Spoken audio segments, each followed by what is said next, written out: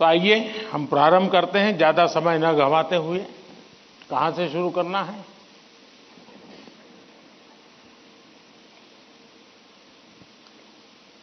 प्रधानमंत्री जी, आपके प्रेरक वचनों के लिए हार्दिक आभार। यही जज्बा रहा तो मुश्किलों का हल निकलेगा। जमीन बंजर हुई तो क्या वहीं से जल निकलेगा। कोशिश जारी रख कुछ कर गुजरने की, इन्हीं रातों के दामन से सुनहरा कल निकलेगा। इन्हीं रातों के दामन से सुनहरा कल निकलेगा। प्रधानमंत्री जी, आपका प्रेरक एवं ज्ञानवर्धक उद्बोधन हमें सदैव सकारात्मक ऊर्जा और विश्वास से भर देता है। आपके आशीर्वाद एवं अनुमति से हम इस कार्यक्रम का शुभारंभ करना चाहते हैं। धन्यवाद मान्यवर।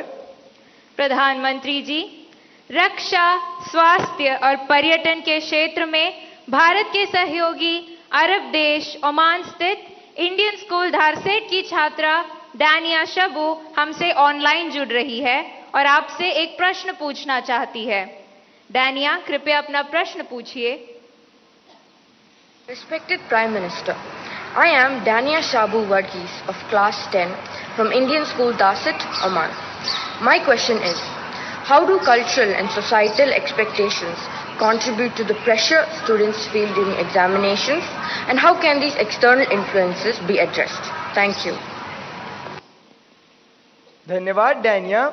सर, विश्व के सबसे बड़े लोकतंत्र भारत की राजधानी दिल्ली स्थित गवर्नमेंट सर्वोदय बाल विद्यालय बुराड़ी से मोहम्मद अर्श हमसे ऑनलाइन जुड़ रहे हैं और आपसे अपने मन के संदेह का निवारण चाहते हैं। मोहम्मद अर्श, कृपया अपना प्रश्न पूछिए। माननीय प्रधानमंत्री जी, नमस्कार। मेरा नाम अर्श है। मैं जीएसबीवी बुराड़ी 12th H का छात्र हूं। मेरा आपसे प्रश्न ये है कि हम अपने परिवेश में परीक्षाओं को लेकर नकारात्मक चर्चाओं को कैसे संबोधित कर सकते हैं, जो हमारी पढ़ाई और अच्छा प्रदर्शन करने की क्षमता को महत्वपूर्ण रूप से प्रभावित करती है। क्या छात्रों के लिए अधिक सकारात्मक और सहायक वातावरण बनाने के लिए कदम उठाए जा सकते हैं? धन्यवाद। Thank you Mohammad. ओमान से डानिया शबू और दिल्ली से मोहम्मद अर्श तथा हमारे जैसे अनेक विद्यार्थी समाज और आसपास के लोगों की एक्सपेक्टेशंस के प्रेशर को हैंडल नहीं कर पाते। कृपया उनका मार्गदर्शन करें।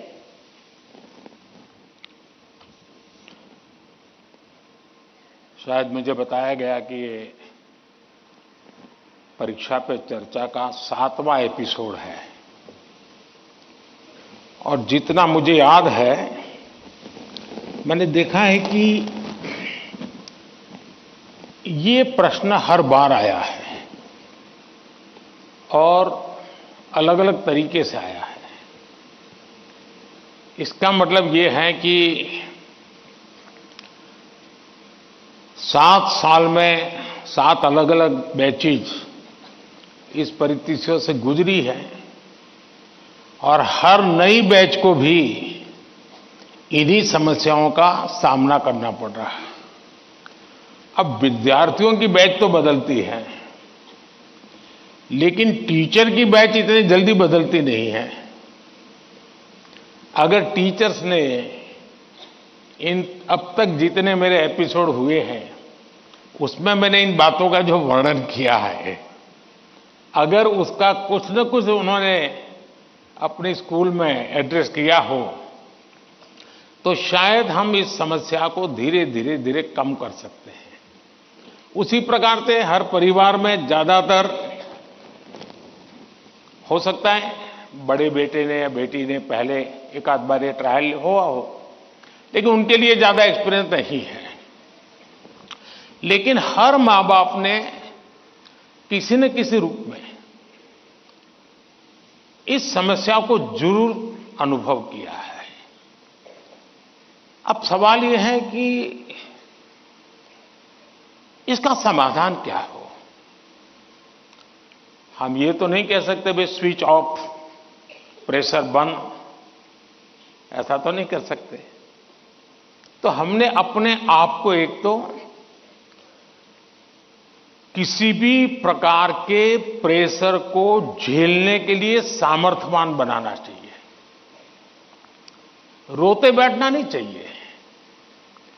मान के चलना चाहिए कि जीवन में आता रहता है, दबाव बनता रहता है, तो खुद को तैयार करना पड़ता है।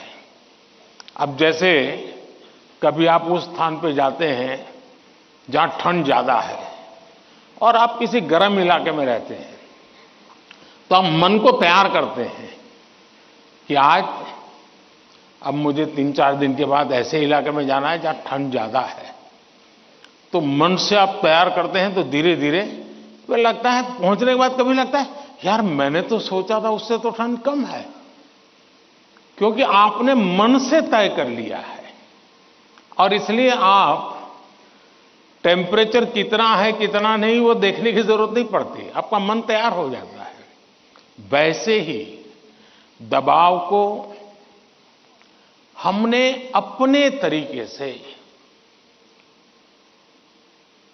मन से एक बार इस स्थिति से जीतना है, ये तो संकल्प करना होता है। दूसरा, ये जरा दबाव के प्रकार देखें। एक तो दबाव होता है खुद ने ही जो अपने लिए तय करके रखा है कि सुबह 4 बजे उठना ही उठना है, रात को 11 बजे तक पढ़ना ही पढ़ना है, आपने तो इतने आंसर सॉल्व करके ही जीतना है, और बड़ा दबाव खुद ही अनुभव करते हैं। मैं समझता हूं हमने उतना स्ट्रेच नहीं करना चाहिए कि जिसके कारण हमारी एबिलिटी ही टूट जाए। हमने स्लोली इंक्रीमेंट करना चाहिए। चलिए भाई, कल मैंने 7 क्वेश्चन सॉल्व किए थे रात को, आज 8 करूंगा। फिर मुझे वरना मैं 15 तय करूं और 7 ही कर पाऊं तो सुबह उठता है यार देखो कल तो कर नहीं पाए, आज करूंगा। तो एक खुद भी दबाव के प्रेशर पैदा करते हैं। हमने इसको थोड़ा साइंटिफिक तरीके से कर रहे हैं। दूसरा, मां बाप प्रेशर पैदा करते हैं, ये क्यों नहीं किया, वो क्यों नहीं किया, क्यों सोता रहा, चलो जल्दी उठते नहीं हो, पता नहीं एग्जाम है, और यहां तक कहते हैं देख वो तेरा दोस्त क्या करता है, तू क्या करता है। ये सुबह शाम जो कमेंट्री चलती है, रनिंग कमेंट्री, और कभी मां थक जाती है तो पापा की कमेंट्री शुरू होती है, कभी पापा थक जाते हैं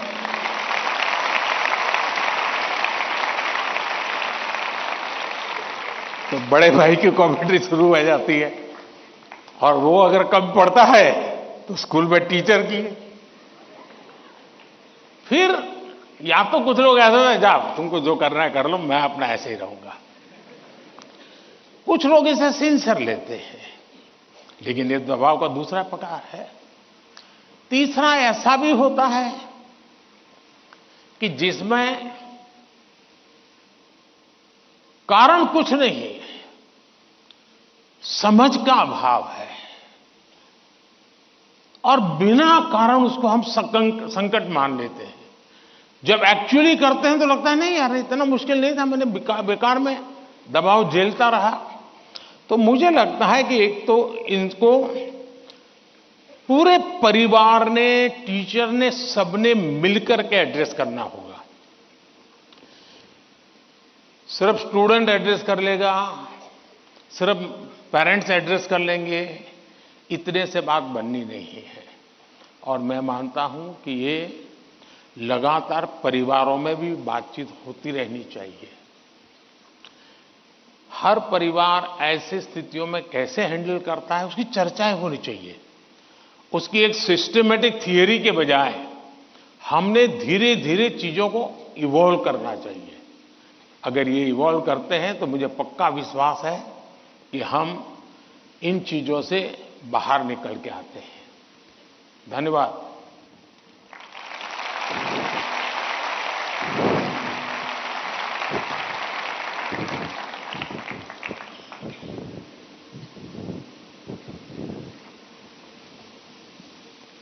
पीएम सर, प्रेशर झेलने का मार्ग सुझाने के लिए आपका धन्यवाद। वीर सावरकर के बलिदान के साक्षी एवं अनुपम प्राकृतिक सौंदर्य के लिए प्रसिद्ध अंडमान निकोबार द्वीप समूह से एक अभिभावक भाग्य लक्ष्मी जी हमसे वर्चुअल माध्यम से जुड़ रही हैं। भाग्य लक्ष्मी जी, अपना प्रश्न पूछिए। माननीय प्रधानमंत्री जी नमस्कार।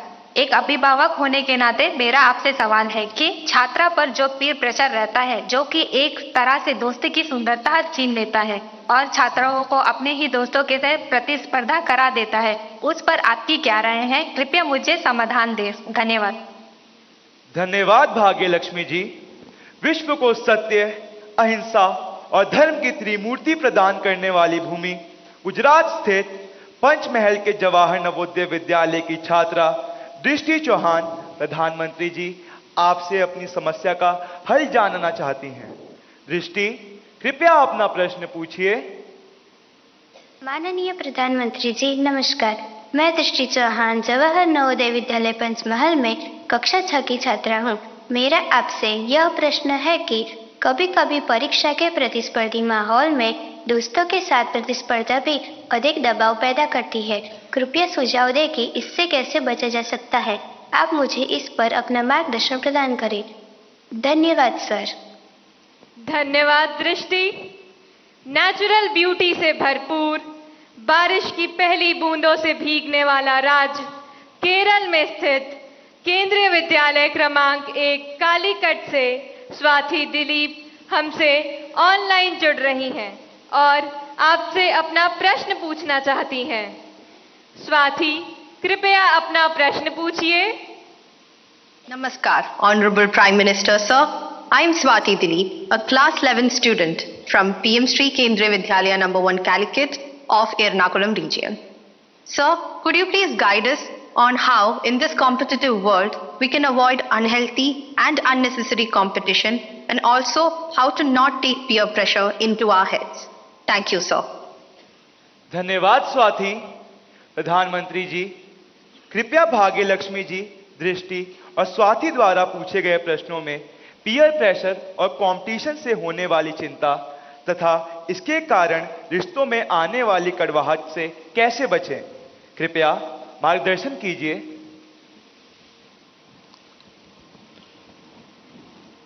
अगर जीवन में चुनौतियां न हो, स्पर्धा न हो, तो फिर जीवन बहुत ही प्रेरणाहीन बन जाएगा, चेतनाहीन बन जाएगा। कंपटीशन होनी ही चाहिए,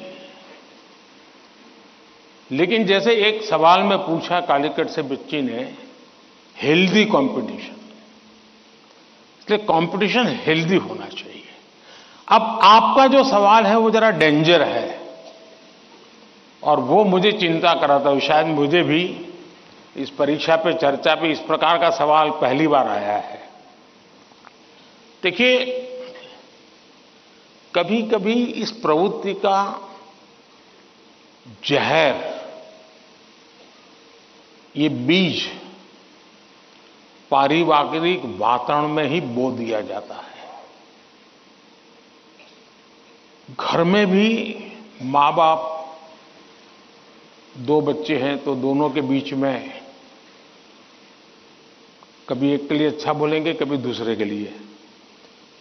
तो कभी उन दो भाई बहन में भी, या दो भाई में भी, या दो बहनों में भी, देखिए माँ ने उसको तो ये कह दिया और मुझे ऐसा कह दिया।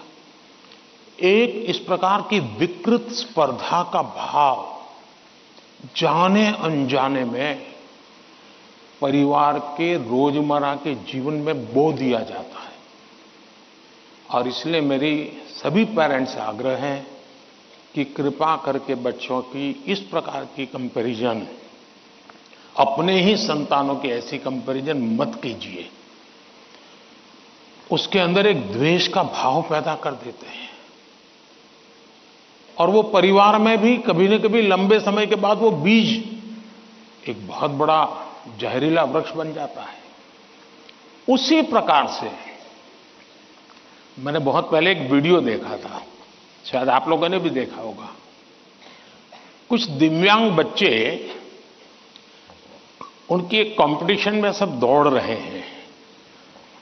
12-15 बच्चे अलग अलग, किसी दिव्यांग है तो कठिनाइयां है, लेकिन वो दौड़ रहे हैं।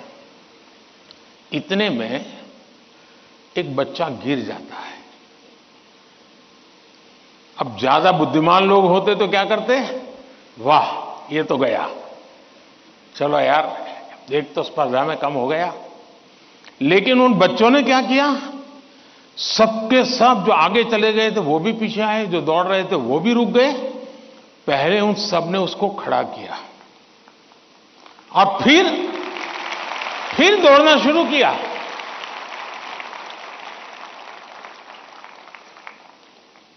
सचमुच में ये वीडियो दिव्यांग बच्चों के जीवन का भले होगा, लेकिन हम लोगों को भी ये बहुत बड़ी प्रेरणा और बहुत बड़ा संदेश दे देता है। अब तीसरा विषय है कि आपके दोस्त से आपको किस चीज की स्पर्धा है भाई? मान लीजिए 100 मार्क्स का पेपर है। अगर आपका दोस्त 90 ले गया तो क्या आपके लिए 10 मार्क बचा है क्या? आपके लिए 10 मार्क बचा है क्या? आपके लिए भी तो 100 है ना? तो आपको उससे स्पर्धा नहीं करनी है, खुद से करनी है। खुद से करनी है कि वो 100 में से 90 लाया, मैं 100 में से कितना लाऊं। उससे द्वेष करने की जरूरत ही नहीं है। एक्चुअली तो वो आपके लिए इंस्पिरेशन बन सकता है। और अगर यही मानसिकता रहेगी तो क्या करेंगे आप? अपने से तेज तर्रार व्यक्ति को दोस्ती नहीं बनाएंगे।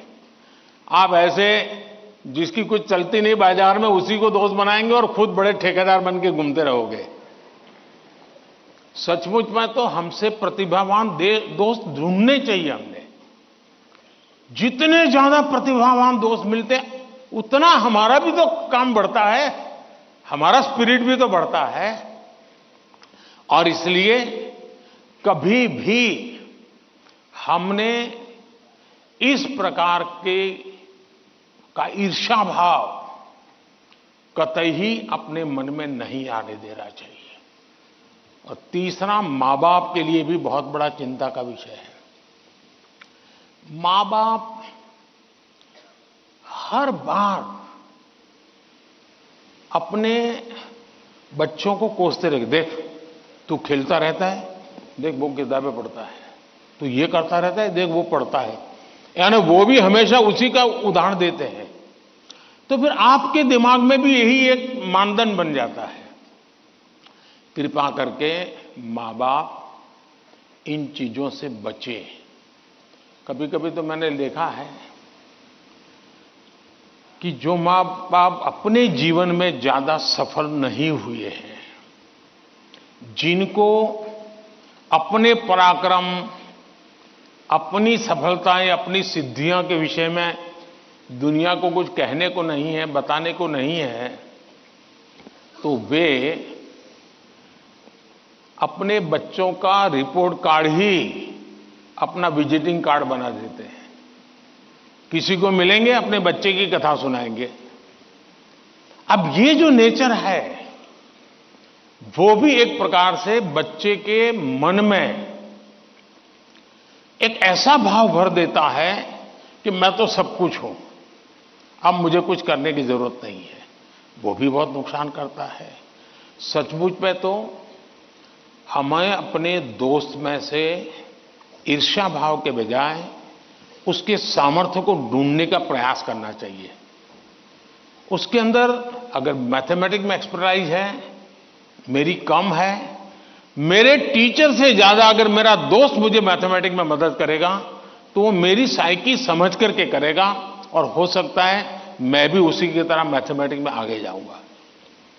वो अगर लैंग्वेज में वीक है और मैं लैंग्वेज में मजबूत हूं मैं अगर लैंग्वेज में उसकी मदद करता हूं तो हम दोनों को एक दूसरे की ताकत जोड़ेगी और हम अधिक सामर्थ्यवान बनेंगे। और इसलिए कृपा करके हम अपने दोस्तों से स्पर्धा और ईर्ष्या के भाव में न डूबें।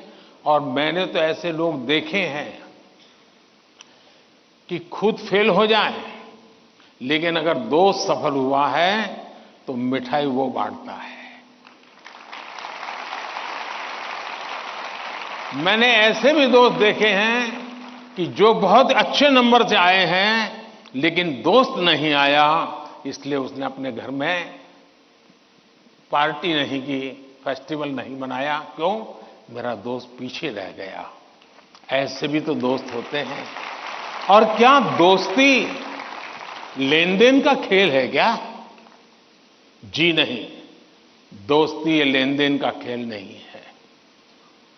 जहां कोई प्रकार का इस प्रकार का लेना देना नहीं है, निर्व्याज प्यार होता है, वही तो दोस्ती होती है।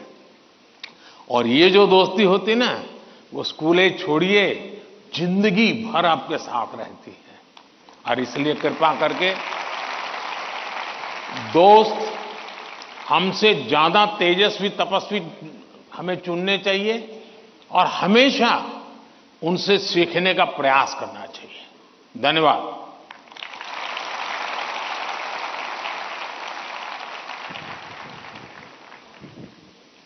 प्रधानमंत्री जी, स्पर्धा में भी मानवीयता का ये संदेश हमें हमेशा प्रेरित करता रहेगा। भारत का दक्षिण पूर्वी राज्य, कृषि प्रधान प्रदेश, तिरुमलई की पवित्र भूमि, आंध्र प्रदेश स्थित ZP high school Uparapalli, Anakapalli जिले के संगीत शिक्षक श्री कोंडा कांची संपतराव जी हमारे साथ ऑनलाइन माध्यम से जुड़ रहे हैं और आपसे प्रश्न पूछना चाहते हैं। संपतराव जी, कृपया अपना प्रश्न पूछिए। प्रधानमंत्री वर्युल वारिकी नमस्ते। मेरा नाम कोंडकांची संपतराव है और मैं ZP high school Uparapalli, Anakapalli district, Andhra Pradesh में शिक्षक हूँ।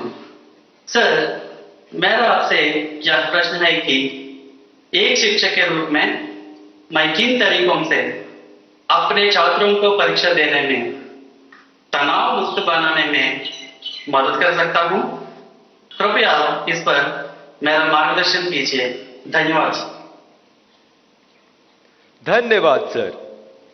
भारत के पूर्व में चाय बागानों तथा सुंदर पर्वतीय प्रदेश, ब्रह्मपुत्र की भूमि, असम के शिवसागर स्थित हाशारा हाई स्कूल से एक टीचर बंटी मेधी जी, जो कि सभागार में उपस्थित है, प्रधानमंत्री जी से एक प्रश्न पूछना चाहती हैं। मैम, कृपया अपना प्रश्न पूछिए। नमस्कार। Honourable prime minister sir, I am Bonti Medhi, a teacher from Sibsagar district, Assam. My question is, what should be the role of a teacher in motivating students? Please guide us. Thank you. धन्यवाद ma'am. प्रधानमंत्री जी, कृपया आंध्र प्रदेश के संगीत शिक्षक श्री संपतराव जी और सभागार में उपस्थित शिक्षिका बंटी मेथी जी द्वारा पूछे गए इन प्रश्नों में वे परीक्षा के समय शिक्षकों की भूमिका के विषय में जानना चाहते हैं कि वे किस प्रकार विद्यार्थियों को तनाव मुक्त रहने में सहायता करें। कृपया समस्त शिक्षक वर्ग का मार्गदर्शन कीजिए। पहले तो मैं समझता हूं जो संगीत के टीचर हैं वो तो अपने क्लास नहीं, पूरी स्कूल के बच्चों का तनाव खत्म कर सकते हैं।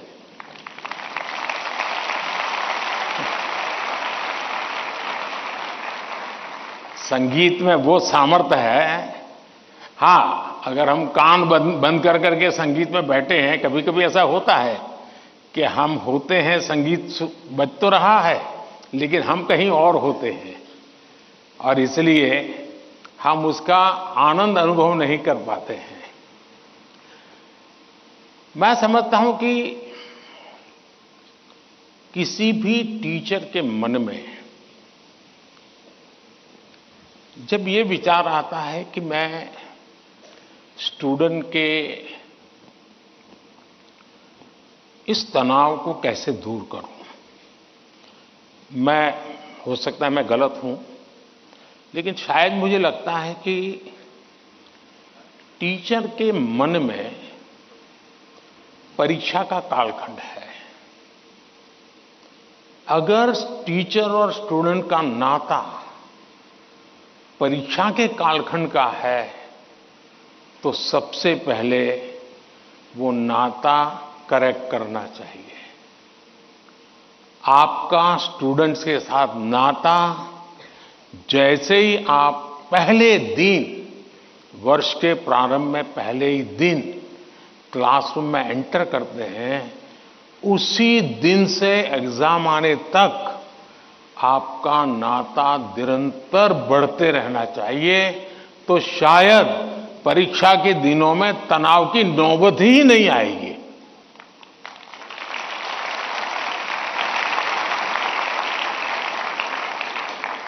आप सोचिए, आज मोबाइल का जमाना है, स्टूडेंट के पास भी आपका मोबाइल होगा ही होगा। क्या कभी किसी स्टूडेंट ने आपको फोन किया है, कॉल पर कांटेक्ट किया है कि मुझे ये तकलीफ हो रही है, मैं चिंता में हूं? कभी नहीं किया होगा। क्यों? क्योंकि उसे लगता ही नहीं है कि मेरी जिंदगी में आपका कोई विशेष स्थान है। उसको लगता है कि आपका मेरा नाता सब्जेक्ट है, मैथ्स है, केमिस्ट्री है, लैंग्वेज है। जिस दिन आप सिलेबस से आगे निकल करके उससे नाता जोड़ोगे तो वो अपनी छोटी मोटी दिक्कतों के समय भी जरूर आपसे अपने मन की बात करेगा। अगर ये नाता है तो एग्जाम के समय तनाव की स्थिति पैदा होने की संभावना ही खत्म हो जाएगी। आपने कई डॉक्टर्स देखे होंगे, उन डॉक्टर में डिग्री तो सबके पास होती है, लेकिन कुछ डॉक्टर्स जो जनरल प्रैक्टिशनर्स होते हैं वो ज्यादा सफल इसलिए होते हैं कि पेशेंट आकर के जाने के बाद एक आध दिन के बाद फिर उसको फोन करते हैं कि भाई आपने वो दवाई ठीक से ले ली थी, कैसा है आपका? वो दूसरे दिन अपने अस्पताल आएगा तब तक इंतजार करने के बजाय बीच में एक आध बार बात कर लेते हैं, और वो बॉन्डिंग होता है ना, वो उसको आधा ठीक कर देता है। आप में से कोई टीचर ऐसे हैं, मान लीजिए किसी बच्चे ने बहुत अच्छा किया और जाकर के उस परिवार में बैठ करके कहा भाई आज तो मैं मिठाई खाने आया हूं, आपके बच्चे ने इतना शानदार कर दिया, आज आपसे मिठाई खाऊंगा। आपको कल्पना आती है कि उस मां बाप को, जब आप, बच्चे ने तो बताया ही होगा घर में जाकर के कि आज मैं ये करके आया हूं, लेकिन एक टीचर खुद जाकर के अगर बताता है तो उस परिवार में टीचर का आना, टीचर का बताना उस बच्चे को भी ताकत देगा और परिवार भी कभी कभी और कुछ सोचता होगा। जब टीचर ने आके कहा तो परिवार भी सोचा है यार मेरे बच्चे में ये तो शक्ति हमें मालूम नहीं थी, लेकिन टीचर ने जो वर्णन किया वाकई हमें थोड़ा ध्यान देने की जरूरत है। तो आप देखेंगे कि एकदम से माहौल बदल जाएगा। और इसलिए पहली बात यह है, परीक्षा के समय तनाव दूर करने के लिए क्या करना, उसके लिए तो मैंने बहुत कुछ कह चुका हूं, मैं उसको रिपीट नहीं करता हूं। लेकिन अगर वर्ष भर आपका उसके साथ नाता रहता है, मैं तो कभी कभी पूछता हूं कई टीचरों को कि भाई आप 30 साल से टीचर हैं, जो पहले बार आपके यहां पढ़ाई करके गए होंगे शुरू में, अब तो उनकी शादी हो गई होगी, क्या कोई आपका स्टूडेंट अपना शादी का कार्ड देने आया था क्या? 99% टीचर मुझे कहते हैं कि नहीं, कोई स्टूडेंट नहीं आया। मतलब हम जॉब करते थे, हम जिंदगी नहीं बदलते थे। टीचर का काम जॉब बदलना नहीं है, टीचर का काम जॉब करना नहीं है, टीचर का काम जिंदगी को संवारना है, जिंदगी को सामर्थ्य देना है, और वही परिवर्तन लाता है। धन्यवाद।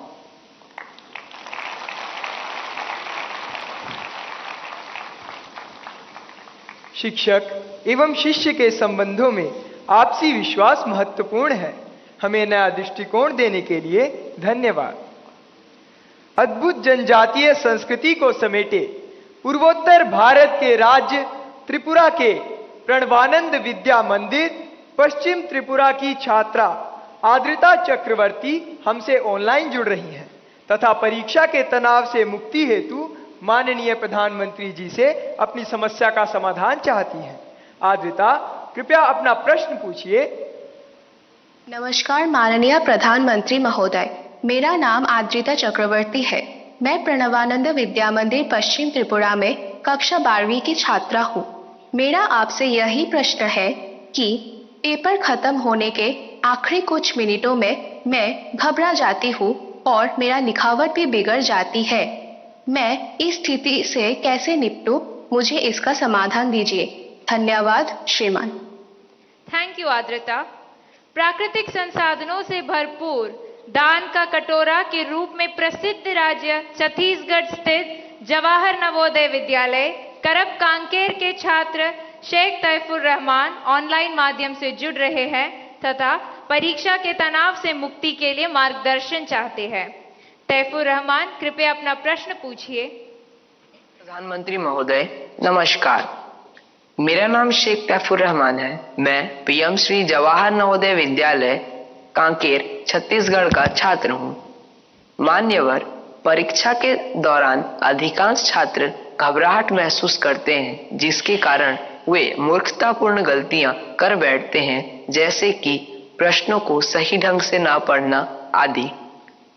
मान्यवर, मेरा आपसे यह प्रश्न है कि इन गलतियों से कैसे बचा जाए। कृपया अपना मार्गदर्शन दें।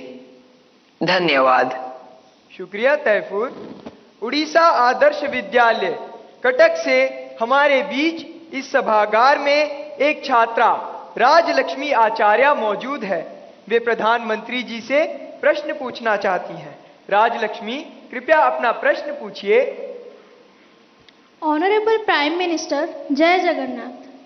किस तरफ है राजलक्ष्मी? हाँ, Jai Jagannath. My name is Rajalakshmi Acharya. I am from Odisha Adarsh Vidyalaya Jokidola Banki Cuttack. Sir, my question is, it is easy to say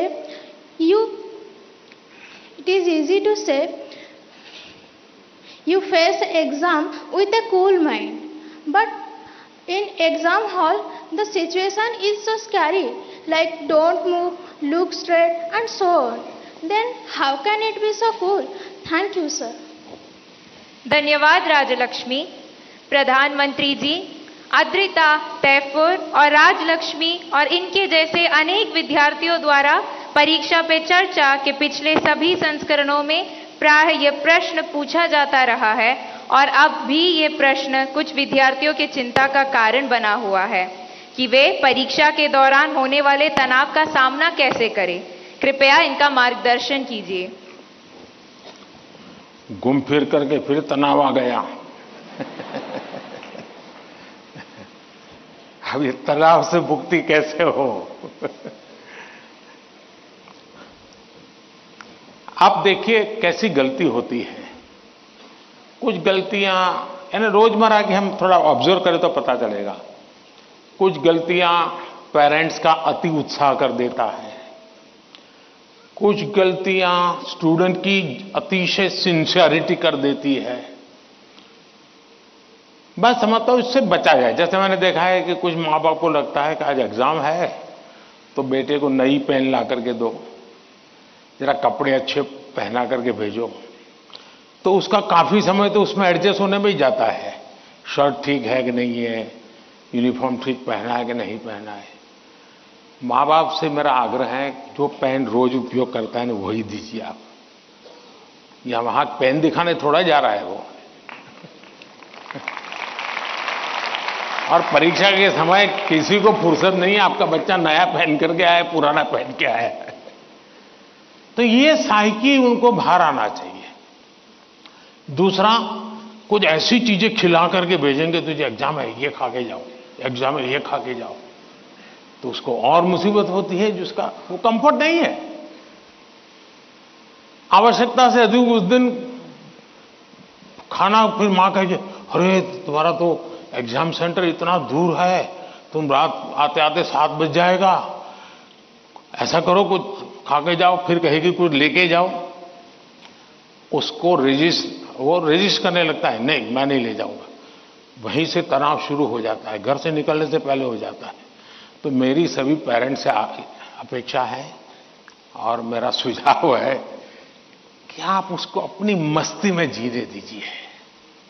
exam देने जा रहा है तो उत्साह उमंग के साथ चला जाए, बस जो उसकी रोजमर्रा की आदत है वैसा ही रहे वो। फिर जो सिंसियर स्टूडेंट है उनका प्रॉब्लम क्या होता है, दरवाजे तक किताब छोड़ते नहीं, दरवाजे तक। अब आप अचानक इस प्रकार से गए, इवन रेलवे स्टेशन पर भी जाते हैं ना, तो कभी ट्रेन की एंट्री और आपकी एंट्री ऐसा होता है क्या? आप 5-10 मिनट पहले जाते हैं, प्लेटफॉर्म पर खड़े रहते हैं, कहां आपका डिब्बा आएगा उसका अनुमान लगाते हैं, फिर उस जगह पे जाते हैं, फिर सोचते हैं कि पहले कौन सा लगेज अंदर ले जाऊंगा, फिर कौन सा, यानी मन आपका तुरंत अपने आप को ट्रेन आने से पहले ही सेट करने लग जाता है। वैसे ही आपका जो एग्जामिनेशन हॉल है, हो सकता है वो कोई सुबह से आपके लिए खोल के नहीं रखेंगे, लेकिन 10-15 मिनट पहले तो अलाउ कर ही देते हैं। तो आराम से जैसे ही खुले अंदर पहुंच जाइए और आराम से बैठिए मस्ती से। जरा पुरानी कोई हंसी मजाक की चीजें हैं तो उसको जरा याद कर लीजिए, और दोस्ती बगल में तो एक आध चुटकुला सुना दीजिए, हंसी मजाक में पल 5-10 मिनट बिता दीजिए। कुछ नहीं है जान पाने, कम से कम एक डीप ब्रीथिंग करिए, बहुत गहरा सांस लीजिए, धीरे धीरे 8-10 मिनट खुद के लिए जिए, आप खुद में खो जाइए, एग्जाम से बाहर निकल जाएंगे। और फिर जब आपके हाथ में क्वेश्चन पेपर आएगा तो आप कंफर्ट होंगे। वरना क्या होता है, वो आया कि नहीं, वो देखा कि नहीं, वो कैसा है, पढ़ा नहीं, टीचर कहां दिखता है, सीसीटीवी कैमरा है। अरे आपका क्या काम है जी, सीसीटीवी कैमरा किसी भी कोने पर पड़ा है, तेरा क्या ले रहा है जी। हम इन्हीं चीजों में लटके रहते हैं जी, और वही बिना कारण हमारी शक्ति समय वेस्ट करता है। हमने खुद में ही खोए रहना चाहिए। और जैसा ही क्वेश्चन पेपर आ जाए तो कभी कभी तो आपने देखा होगा कि अगर आप फर्स्ट बेंच पर आपका नंबर आया है, लेकिन क्वेश्चन पेपर वो पीछे से बांटना शुरू करता है, तो आपका दिमाग फटकता है, देखिए मेरे से तो 5 मिनट पहले उसको मिलेगा, मुझे 5 मिनट बाद में मिलेगा। ऐसा ही होता है ना, ऐसा होता है ना। अब ऐसी चीजों में अपना दिमाग खपाओगे कि पहले क्वेश्चन पेपर मुझे मिला कि 20 नंबर के बाद मिला, तो आप अपनी एनर्जी, आप परिस्थिति तो पलट नहीं सकते। टीचर ने वहां से क्यों कि आप खड़े होकर नहीं कह सकते पहले मेरे से दो, ऐसा तो नहीं कर सकते। तो आपको पता है ऐसा होना, फिर ऐसे ही अपने आप को एडजस्ट कर लेना चाहिए। एक बार आप ये अगल बगल की सारी दुनिया, और हम बचपन से पढ़ते तो आए हैं, वो अर्जुन को पक्षी की आंख वाली कथा तो सुनते रहते हैं, लेकिन जीवन में आता है तो नहीं, पेड़ भी दिखता है, पत्तियां भी दिखती है, तब आपको वो पक्षी की आंख नहीं दिखती है। आप भी मन में कथाएं सुनते हैं, पढ़ते हैं, तो उसको जीवन में लाने का मौका होता है। तो पहली बात तो यह है कि इन सारी बाह्य चीजों से आप दूसरा परीक्षा में घबराहट का कभी कारण ये होता है, कभी लगता है समय कम पड़ गया, कभी लगता है कि अच्छा होता मैं वो क्वेश्चन पहले कर लेता। तो इसका उपाय ये है, पहले एक बार पूरा क्वेश्चन पेपर पढ़ लीजिए, फिर मन से तय कीजिए कि किस आंसर में कितना मिनट मोटा मोटा मेरा जाएगा, और उसी प्रकार से अपना समय तय कर लीजिए।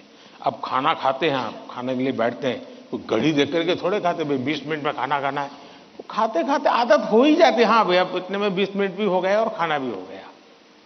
इसके लिए कोई घड़ी और कोई बेल थोड़ा बचता है कि चलो अब खाना शुरू करो, अब खाना बंद करो, ऐसा तो होता नहीं है। तो ये प्रैक्टिस है। दूसरा मैंने देखा है कि आजकल जो सबसे बड़ी समस्या है, जिसके कारण ये समस्या, आप मुझे बताइए, आप एग्जाम देने जाते हैं, मतलब आप फिजिकली क्या करते हैं?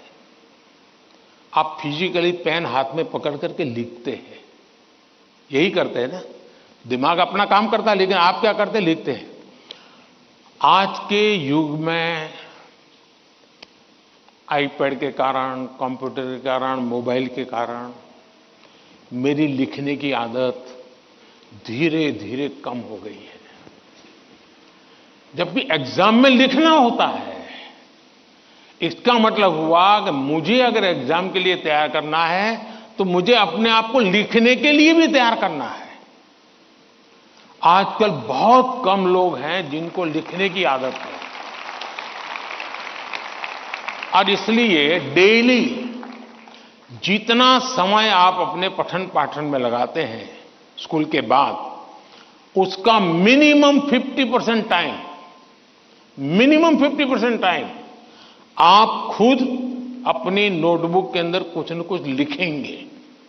हो सके तो उस विषय पर लिखेंगे, और 3 बार 4 बार खुद का लिखा हुआ पढ़ेंगे और खुद का लिखा हुआ करेक्ट करेंगे। तो आपका जो इंप्रूवमेंट होगा किसी की मदद बिना इतना बढ़िया हो जाएगा कि आपको बाद में लिखने की आदत हो जाएगी। तो कितने पेज पे लिखना, इतना लिखने में कितना समय जाता है, ये आपकी मास्टरी हो जाएगी। कभी कभी मन से विषय आपको लगता है ये तो मुझे आता है। जैसे आप मान लीजिए कोई बड़ा प्रसिद्ध कोई गाना सुन रहे हैं, गाना बज रहा है, तो आपको लगता है ये गाना तो मुझे आता है, क्योंकि आपने बहुत बार सुना है। लेकिन एक बार गाना बंद करके जरा कागज पे लिखो ना, वो गाना आता है क्या, तो पता चलेगा नहीं यार, सुनते समय जो मेरा कॉन्फिडेंस था, मुझे अच्छा लगता था और आता था, हकीकत में मुझे आता नहीं था। मुझे वहां से प्रॉम्प्टिंग होती थी, इसलिए मुझे वो लाइन याद आ जाती थी, और उसमें भी परफेक्ट शब्द के संबंध में जब बात आएगी तो मैं पीछे रह जाऊंगा। मेरी आज की पीढ़ी के साथियों से बहुत मेरा आग्रह है कि कृपा करके आपकी एग्जाम में एक बड़ी चैलेंज होती है लिखना। कितना याद रहा, सही रहा, गलत रहा, सही लिखते हैं, गलत लिखते, तो वो तो बात का विषय है। आप अपना ध्यान प्रैक्टिस में इस पर कीजिए। अगर ऐसी कुछ चीजों पर अगर आप ध्यान केंद्रित करेंगे, मुझे पक्का विश्वास है कि एग्जाम हॉल में बैठने के बाद जो अनकंफर्ट या प्रेशर फील करते हैं, वो आपको लगेगा ही नहीं, क्योंकि आप आदी हैं। अगर आपको तैरना आता है तो पानी में जाने से डर नहीं लगता है आपको, क्योंकि आप तैरना जानते हैं। आपने किताबों में तैरना ऐसे होता है और आप सोचते हैं हाँ मैं तो पढ़ा था भाई, हाथ पहले ऐसे करते, फिर दूसरा हाथ, फिर तीसरा हाथ, फिर चौथा हाथ, तो फिर आपको लगता है कि हाँ पहले हाथ पैर पैर दिमाग से खप कर लिया, अंदर जाते ही फिर मुसीबत शुरू हो जाती है। लेकिन जिसने पानी में ही प्रैक्टिस शुरू कर दी, उसको कितना ही गहरा पानी क्यों हो, उसको भरोसा होता है मैं पार कर जाऊंगा। और इसलिए प्रैक्टिस बहुत आवश्यक है, लिखने की प्रैक्टिस बहुत आवश्यक है। और लिखना जितना होगा शार्पनेस ज्यादा आएगी, आपके विचारों में भी शार्पनेस आएगी। और अपनी लिखी हुई चीज को 3 बार 4 बार पढ़ के खुद करेक्ट कीजिए। जितना ज्यादा खुद करेक्ट करोगे, आपकी उस पर ग्रिप बहुत ज्यादा आएगी। तो आपको अंदर बैठ करके कोई प्रॉब्लम नहीं होगा। दूसरा, अगल बगल में वो बड़ी स्पीड से लिख रहा है, मैं तो तीसरे क्वेश्चन पे अड़ा हुआ हूं, वो तो 7वें पर चला गया। दिमाग इसमें मत खपाइए बाबा, वो 7 में पहुंचे 9 में पहुंचे, करे न करे, वो पता नहीं वो सिनेमा की स्टोरी लिखता होगा। तुम अपने पर भरोसा करो, तुम अपने पर भरोसा करो। अगल बगल में कौन क्या करता है छोड़ो। जितना ज्यादा अपने आप पर फोकस करोगे उतना ही ज्यादा आपका क्वेश्चन पेपर पर फोकस होगा। जितना ज्यादा क्वेश्चन पेपर पर फोकस होगा इतना ही आपके आंसर के एक एक शब्द पर हो जाएगा और अल्टीमेटली आपको परिणाम उचित मिल जाएगा। धन्यवाद।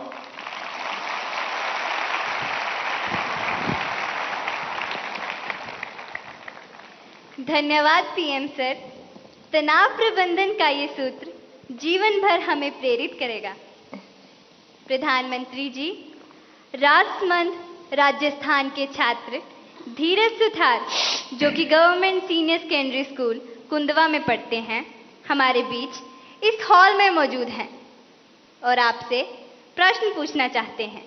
धीरज, कृपया अपना प्रश्न पूछिए। नमस्ते माननीय प्रधानमंत्री जी, मैं धीरज सुथार, मैं राजकीय उच्च माध्यमिक विद्यालय कोंदवा राजसमंद राजस्थान से हूँ। मैं 12वीं कक्षा में अध्ययनरत हूँ। मेरा प्रश्न यह है कि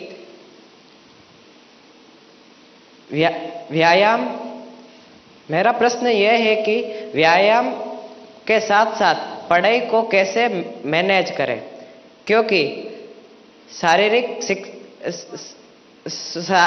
स्वास्थ्य भी उतना ही जरूरी है जितना कि मानसिक स्वास्थ्य। कृपया मार्गदर्शन करें। धन्यवाद सर। आपका शरीर देख करके लगता है मुझे आपने सही सवाल पूछा है।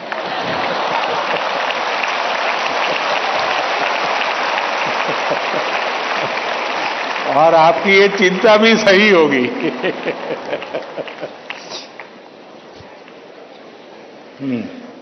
धन्यवाद धीरज।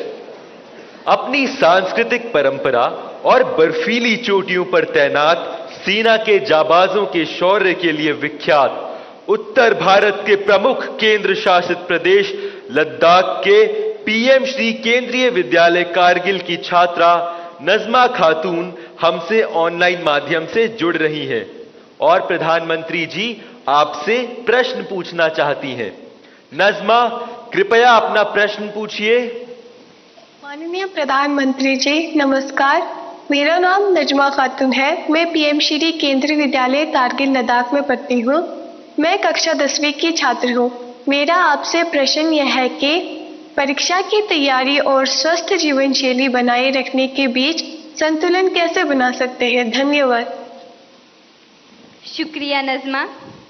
पूर्वोत्तर भारत के रत्न जनजातीय बहुल राज्य अरुणाचल प्रदेश के नाहरलोगुन गवर्नमेंट हायर सेकेंडरी स्कूल से एक शिक्षिका टॉबी लामी जी इस सभागार में उपस्थित हैं और प्रधानमंत्री जी से प्रश्न पूछना चाहती हैं।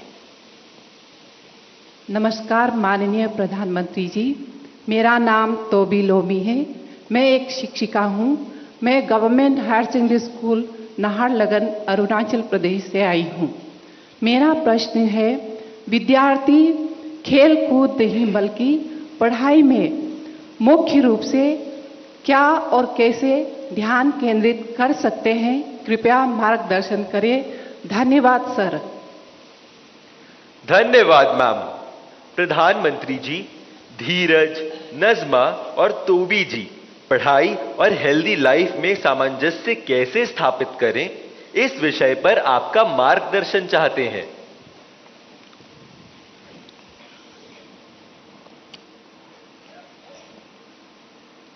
आप में से बहुत सारे स्टूडेंट्स मोबाइल फोन का उपयोग करते होंगे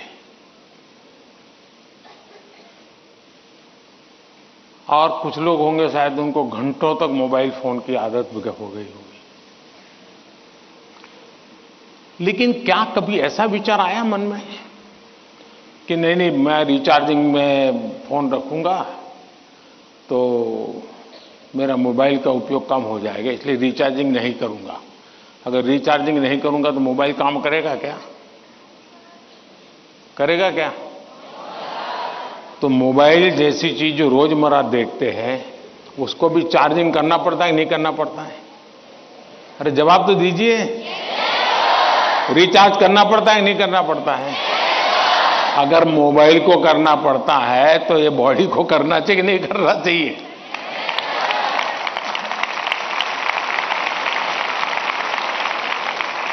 जैसे मोबाइल फोन में चार्जिंग ये मोबाइल की रिक्वायरमेंट है, वैसे हमारा शरीर का भी चार्जिंग ये शरीर की रिक्वायरमेंट है। आप ऐसा सोचो कि नहीं पढ़ना है तो बस विंडो बंद, पढ़ाई, बाकी सब बंद। ऐसा कभी नहीं हो सकता है। जीवन ऐसे नहीं जी सकते हैं और इसलिए जीवन को थोड़ा संतुलित बनाना पड़ता है। कुछ लोग होते हैं खेलते ही रहते हैं, वो भी एक संकट होता है। लेकिन जब आपको एग्जाम देनी हो, क्योंकि लौकिक लाइफ जीवन में इन चीजों का अपना महत्व है, इसको टाल नहीं सकते। लेकिन अगर हम स्वस्थ ही नहीं रहेंगे, अगर हम अपने शरीर में वो सामर्थ्य ही नहीं होगा, तो हो सकता है कि 3 घंटे एग्जाम में बैठने का सामर्थ्य खो देंगे, फिर 5 मिनट ऐसे ही करके बैठा रहना पड़ेगा। और इसलिए स्वस्थ शरीर स्वस्थ मन के लिए भी बहुत जरूरी है। अब स्वस्थ शरीर का मतलब ये तो नहीं है कि आपको पहलवानी करनी है, ये आवश्यक नहीं है, लेकिन जीवन में कुछ नियमितताएं होती है। अब आप कभी सोचिए कितना समय है जिसमें आप खुले आसमान के नीचे सनलाइट में बिताए हो। अगर आप चलो पढ़ना भी है तो किताब लेकर के सनलाइट में बैठो ना भाई थोड़ी देर। कभी कभी बॉडी को रिचार्ज करने में सनलाइट भी बहुत जरूरी होता है। क्या कभी कोशिश की नियम से कि भाई मैं दिन में कैसे भी करके इतना तो मौका निकाल दूं ताकि मुझे सनलाइट के साथ नाता रहे? उसी प्रकार से कितना ही पढ़ना क्यों ना हो, लेकिन नींद को कभी भी कम मत आंकिए। जब अपनी मम्मी हमको कहती हैं कि सो जाओ, तो उसका इंटरफियरेंस मत मानिए। ज्यादातर स्टूडेंट का ईगो इतना हर्ट हो जाता है कि तुम कौन होती हो, सो जाओ और मुझे कल एग्जाम देनी है, मैं सोऊंगा नहीं सोऊंगा, तुम्हें क्या लेना? ऐसा करते हैं ना घर में। जो नहीं करते हैं न बोले, जो करते हैं वो बोले। जरा करते हैं? कोई नहीं बोल रहा है। लेकिन ये पक्का है कि नींद के विषय में भी अगर एक बार रील पर चढ़ गए, एक के बाद एक रील देखते ही गए, छुपाना चाहते हो ना? कितना समय बीत गया पता नहीं, कितनी नींद खराब हो गई पता नहीं। क्या निकाला? पहला रील देखा था, याद करो जरा, याद भी नहीं है, ऐसे ही देख रहे हैं।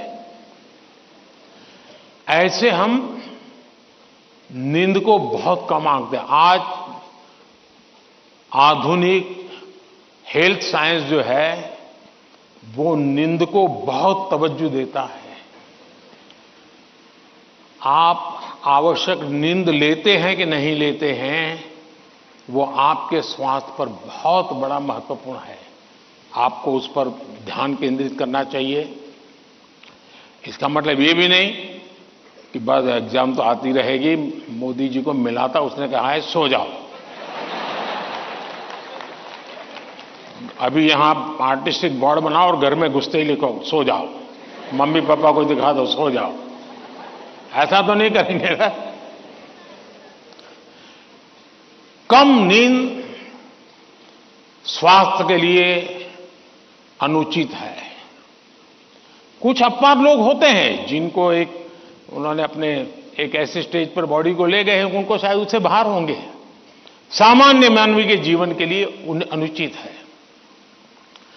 आप कोशिश कीजिए कि आपकी रिक्वायर जितनी भी नींद है वो आप पूरी लेते हैं, और ये भी देखिए कि साउंड स्लीप है कि नहीं। बहुत गहरी नींद होनी चाहिए। आप हैरान हो जाएंगे, ये जो टीचर बैठे हैं ना, बड़ी आयु के टीचर, ये सुनकर के जरूर चौंक जाएंगे। आज भी मैं इतना सारा मेरे पास काम है ना, आप लोगों जितना नहीं है।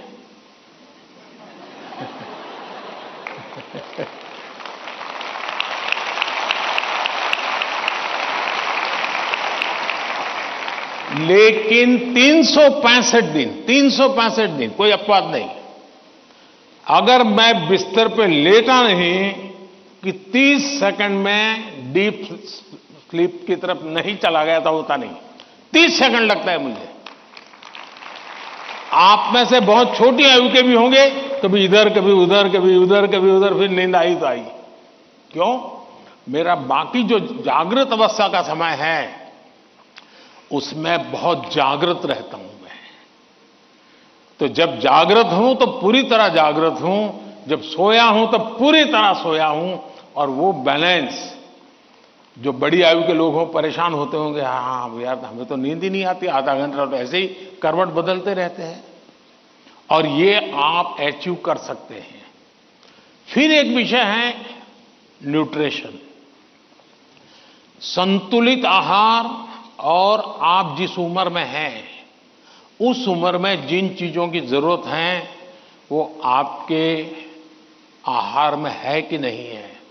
एक चीज पसंद है, बस खाते रहते हो, पेट भर जाता है, कभी मन भर जाता है, लेकिन शरीर की आवश्यकताएं पूरी नहीं करता है। 10th 12th का एक कालखंड ऐसा है जब आपके पास एग्जाम का वातावरण है, तो एक बार तय कीजिए कि मेरे शरीर को जितनी रिक्वायरमेंट है वो मैं लेता हूं। माँ बाप भी बच्चे को ऐसा ना करें, नहीं आज तो हलवा बनाया, जरा ज्यादा खा ले। कभी माँ बाप को भी लगता है कि क्वांटिटी ज्यादा खिला दी तो बच्चा आज खुश है। जी नहीं, उसके शरीर, और इसके लिए कोई अमीरी गरीबी का मुद्दा नहीं है। जो उपलब्ध चीजें होती हैं उसी में से मिल जाता है जी, उसमें सारी चीजें रहती हैं। कम से कम खर्च वाली भी चीजें होती हैं जो हमारे न्यूट्रिशन को कैर कर सकती है। और इसलिए हमारे आहार में संतुलन, ये भी स्वास्थ्य के लिए उतना ही जरूरी है। और फिर एक्सरसाइज, हमने पहलवानी वाली एक्सरसाइज करे या ना करे अलग बात है, लेकिन फिटनेस के लिए एक्सरसाइज करना चाहिए। जैसे डेली टूथब्रश करते हैं ना, वैसे ही नो कॉम्प्रोमाइज एक्सरसाइज करनी चाहिए।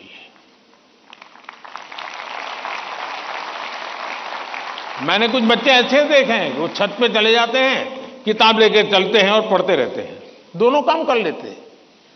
कुछ गलत नहीं है, वो पढ़ता भी है और अपना धूप के अंदर चल भी लेता है, एक्सरसाइज भी हो जाती है।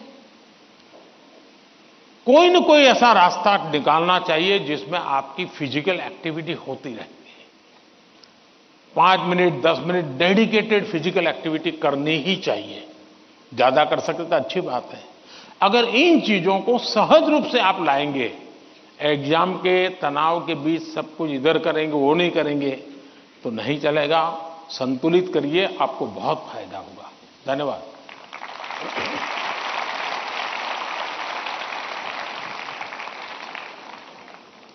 पीएम सर, आपने एग्जाम वॉरियर में भी हमें यही संदेश दिया है, जितना खेलोगे उतना खिलोगे। Thank you PM sir. Rabindranath Tagore Vande Mataram की अमर भूमि, समृद्ध कला कौशल से भरपूर राज्य बंगाल के नॉर्थ 24 परगना स्थित केंद्रीय विद्यालय की छात्रा मधुमिता मल्लिक हमसे वर्चुअल माध्यम से प्रश्न पूछना चाहती है। मधुमिता, कृपया अपना प्रश्न पूछिए। माननीय प्रधानमंत्री महोदय, नमस्कार। मेरा नाम मधुमिता मल्लिक है। मैं पीएम श्री केंद्रीय विद्यालय बैरकपुर थलसेना कोलकाता संभाग की 11वीं विज्ञान की छात्रा हूँ। मेरा आपसे यह प्रश्न है, आप उन छात्रों को क्या सलाह देना चाहेंगे जो अपने करियर के बारे में अनिश्चित है या किसी विशेष करियर या पेशे को चुनने के बारे में दबाव महसूस करते हैं? कृपया इस विषय पर मुझे मार्गदर्शन करें। धन्यवाद महोदय। धन्यवाद मधुमिता। पीएम सर, भगवान कृष्ण की उपदेश भूमि, वीर बहादुर खिलाड़ियों के प्रदेश हरियाणा पानीपत के द मिलेनियम स्कूल की छात्रा अदिति तनवर ऑनलाइन माध्यम से जुड़ी हुई है और आपसे मार्गदर्शन चाहती है। अदिति, कृपया अपना प्रश्न पूछिए। माननीय प्रधानमंत्री जी, नमस्कार। मेरा नाम अदिति तनवर है और मैं the millennium school Panipat Haryana की कक्षा 11वीं की छात्रा हूँ। मेरा आपसे प्रश्न यह है कि मैंने ह्यूमैनिटीज को अपने विषय के रूप में चुना है और लोग रोज मुझ पर ताने कसते हैं। मुझे यह विषय पसंद है, इसलिए मैंने इसे चुना है, पर कभी कभी तानों को संभालना मुश्किल हो जाता है। इन्हें कैसे संभालें और कैसे नजरअंदाज करें, मैं इसमें आपसे मार्गदर्शन चाहती हूँ। धन्यवाद श्रीमान, नमस्कार। Thank you Aditi. मधुमिता और अदिति तथा इन जैसे कुछ विद्यार्थी जीवन में करियर के चयन में दबाव अनुभव करते हैं। सर, एक विशेष करियर या स्ट्रीम चुनने की मानसिकता के दबाव की समस्या का कैसे समाधान करें? मुझे नहीं लगता है कि आप स्वयं कंफ्यूज हैं, आप स्वयं उलझन में हैं, ऐसा मुझे नहीं लगता है। हकीकत यह है कि आपको अपने पर भरोसा नहीं है, आपका अपने सोचने के संबंध में दुविधा है और इसलिए आप 50 लोगों को पूछते रहते हैं, क्या लगता है ये करूं तो, क्या लगेगा ये करूं तो। आप खुद को जानते नहीं हैं और उसके कारण आप किसी के एडवाइस पर डिपेंडेंट रहते हो और जो व्यक्ति ज्यादा अच्छा लगता है आपको और जो एडवाइस आपको सबसे सरल लगती है, आप उसी को एडॉप्ट कर लेते हो। अब जैसे मैंने कहा कि खेलो, और बहुत कुछ होंगे जो आजकल बोर्ड लेकर के घर जाएंगे। मोदी जी ने कहा है खेलो खिलो, खेलो खिलो, अब मैं पढ़ूंगा नहीं, बस। क्यों? उसने अपनी चीज पसंद कर ली है। मैं समझता हूं कि सबसे बुरी जो स्थिति है ना, वो कंफ्यूजन है।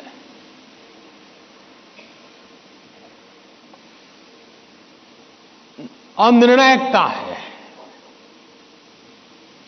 अनिर्णायकता आपने देखा होगा, पुराने जमाने में ऐसी कथा चलती थी, कोई गाड़ी लेकर के जा रहा था और कुत्ता तय नहीं कर पाया, इधर जाओ उधर जाओ, और आखिरकार वो नीचे आ गया।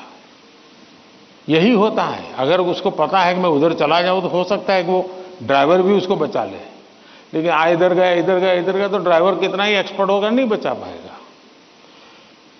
हमें अनिश्चितता से भी बचना चाहिए, अनिर्णायकता से बचना चाहिए और निर्णय करने से पहले सारी चीजें हमने उसको जितने तराजू पर तोल सकते हैं तोलना चाहिए।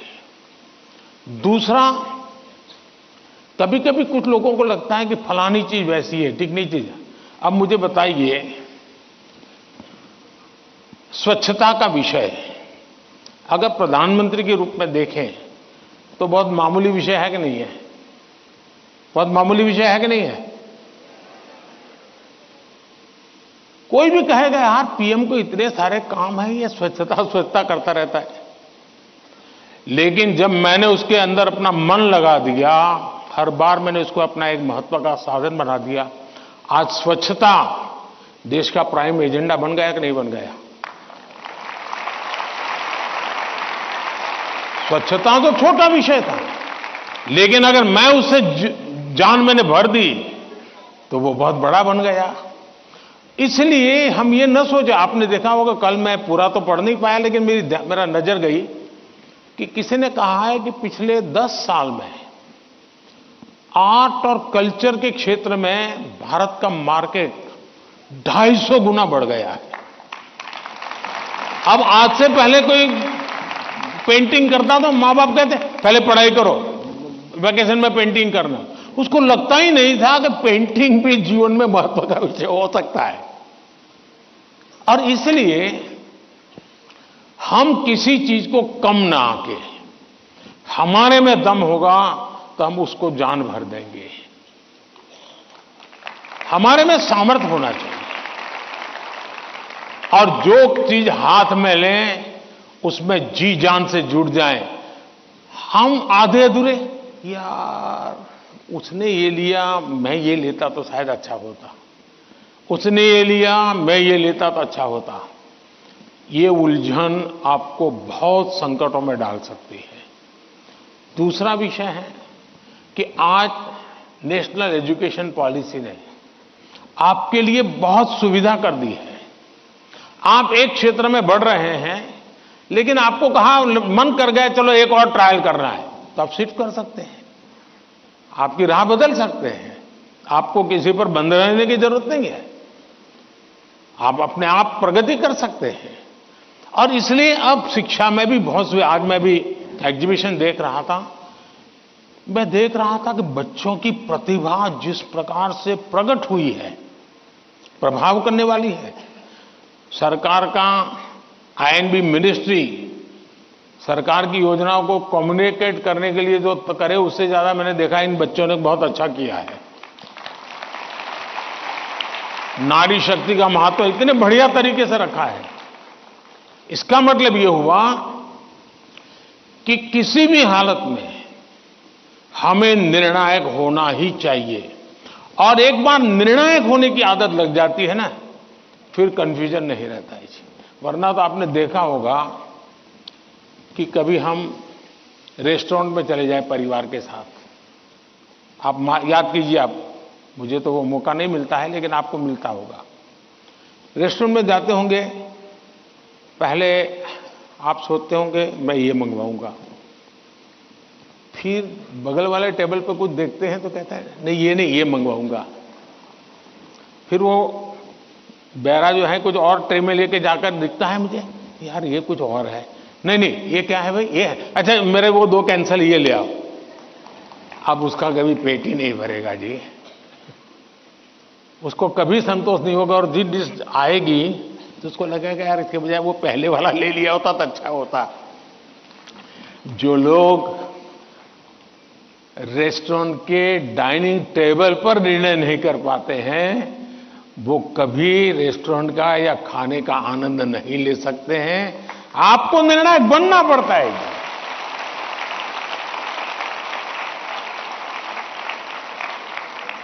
अगर आपकी मां आपको डेली सुबह पूछे आज क्या खाओगे, और आपके सामने 50 वैरायटी बोल दे, आप क्या करोगे? घूम फिर करके आ जाओगे, रोज खाते हो वहीं पर आके खड़े हो जाओगे। मैं समझता हूं कि हमें आदत डालनी चाहिए कि हम निर्णायक बने। निर्णय लेने से पहले 50 चीजों को हम बारीकियां देखें, उसके प्लस माइनस पॉइंट देखें, प्लस माइनस पॉइंट के लिए किसी से पूछें, लेकिन उसके बाद हम निर्णायक बने। और इसलिए कंफ्यूजन किसी भी हालत में आप किसी के लिए अच्छा नहीं है। अनिर्णायकता और खराब होती है, और उसमें से हमने बाहर आना चाहिए। Thank you.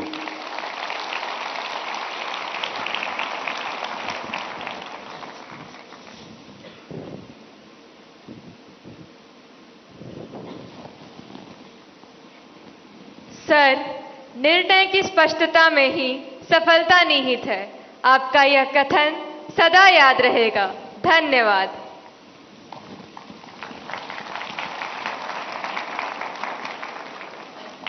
शांत समुद्र तट, चित्रमय गलियां और सांस्कृतिक विभिन्नताओं के लिए प्रसिद्ध नगर पुडुचेरी के गवर्नमेंट हायर सेकेंडरी स्कूल सदरापट की छात्रा दीवश्री हमारे बीच इस सभागार में मौजूद हैं और अपना प्रश्न पूछना चाहती हैं। दीवश्री, कृपया अपना प्रश्न पूछिए। नमस्ते, वणक्कम ऑनरेबल प्राइम मिनिस्टर सर। वणक्कम वणक्कम। My name is Deepasri. I am coming from Government Higher Secondary School, Sedrapat, Puducherry. My question is, how can we build our trust in parents that we are working hard? Thank you, sir. धन्यवाद दीवश्री। प्रधानमंत्री जी, हम माता पिता को कैसे विश्वास दिलाएं कि हम मेहनत कर रहे हैं, इस विषय पर दीवश्री आपसे मार्गदर्शन चाहती हैं।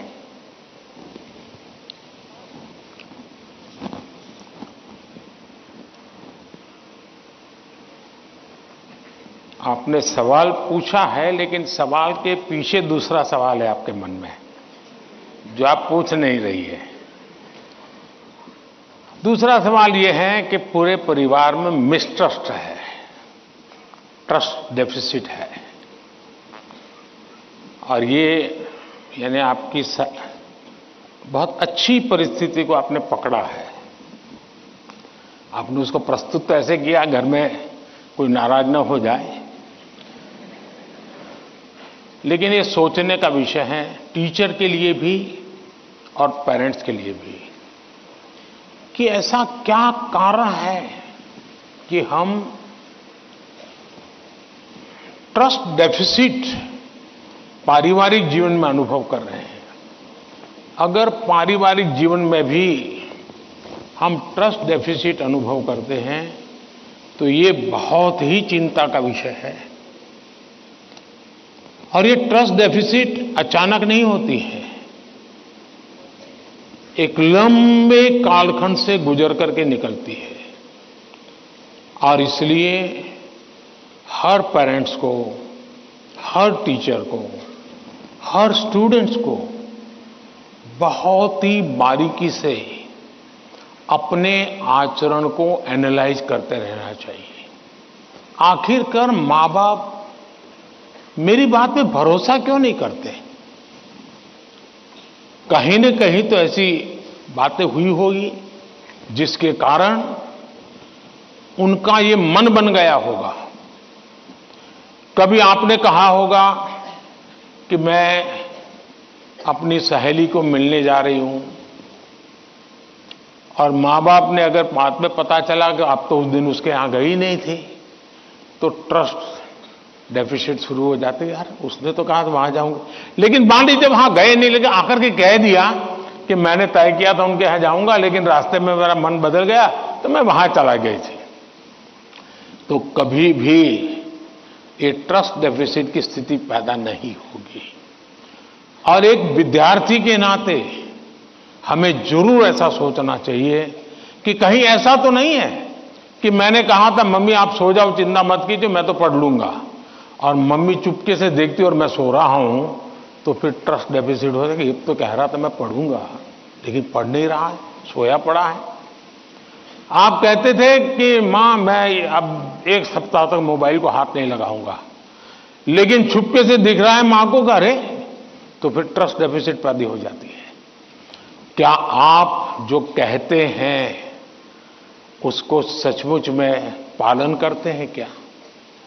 अगर आप पालन करते हैं तो मैं नहीं मानता हूं कि पेरेंट्स को या टीचर्स को इस प्रकार की ट्रस्ट डेफिसिट की स्थिति पैदा होगी, आपके प्रति अविश्वास का कारण बनेगा।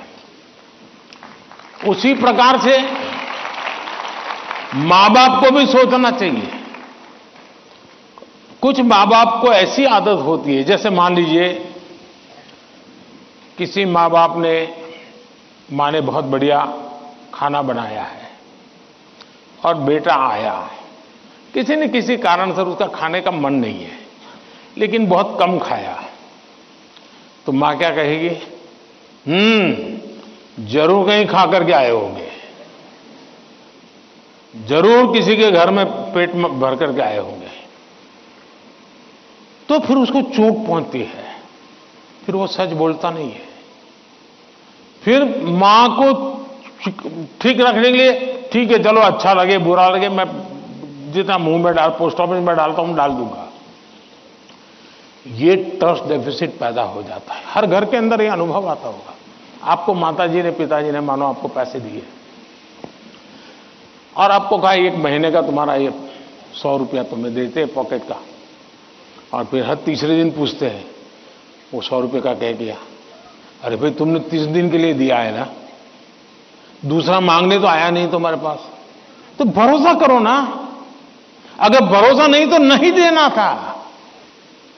ज्यादातर मां बाप के केस में ऐसा होता है, रोज पूछते हैं अच्छा वो 100 रुपया, हाँ कोई ये तो पूछ सकता है, पूछने का तरीका हो सकता है। कोई कहे बेटा उस दिन पैसे नहीं थे, तुम्हें 100 ही रुपये दिए थे, तुम चिंता मत करना, जरूरत पड़े तो कह देना। तो उस बेटे को लगे नहीं मेरे माता पिता ने मुझे 100 रुपया, देखो ये आपकी पसंद की बात आई तो ताली बजाते हो आप लोग।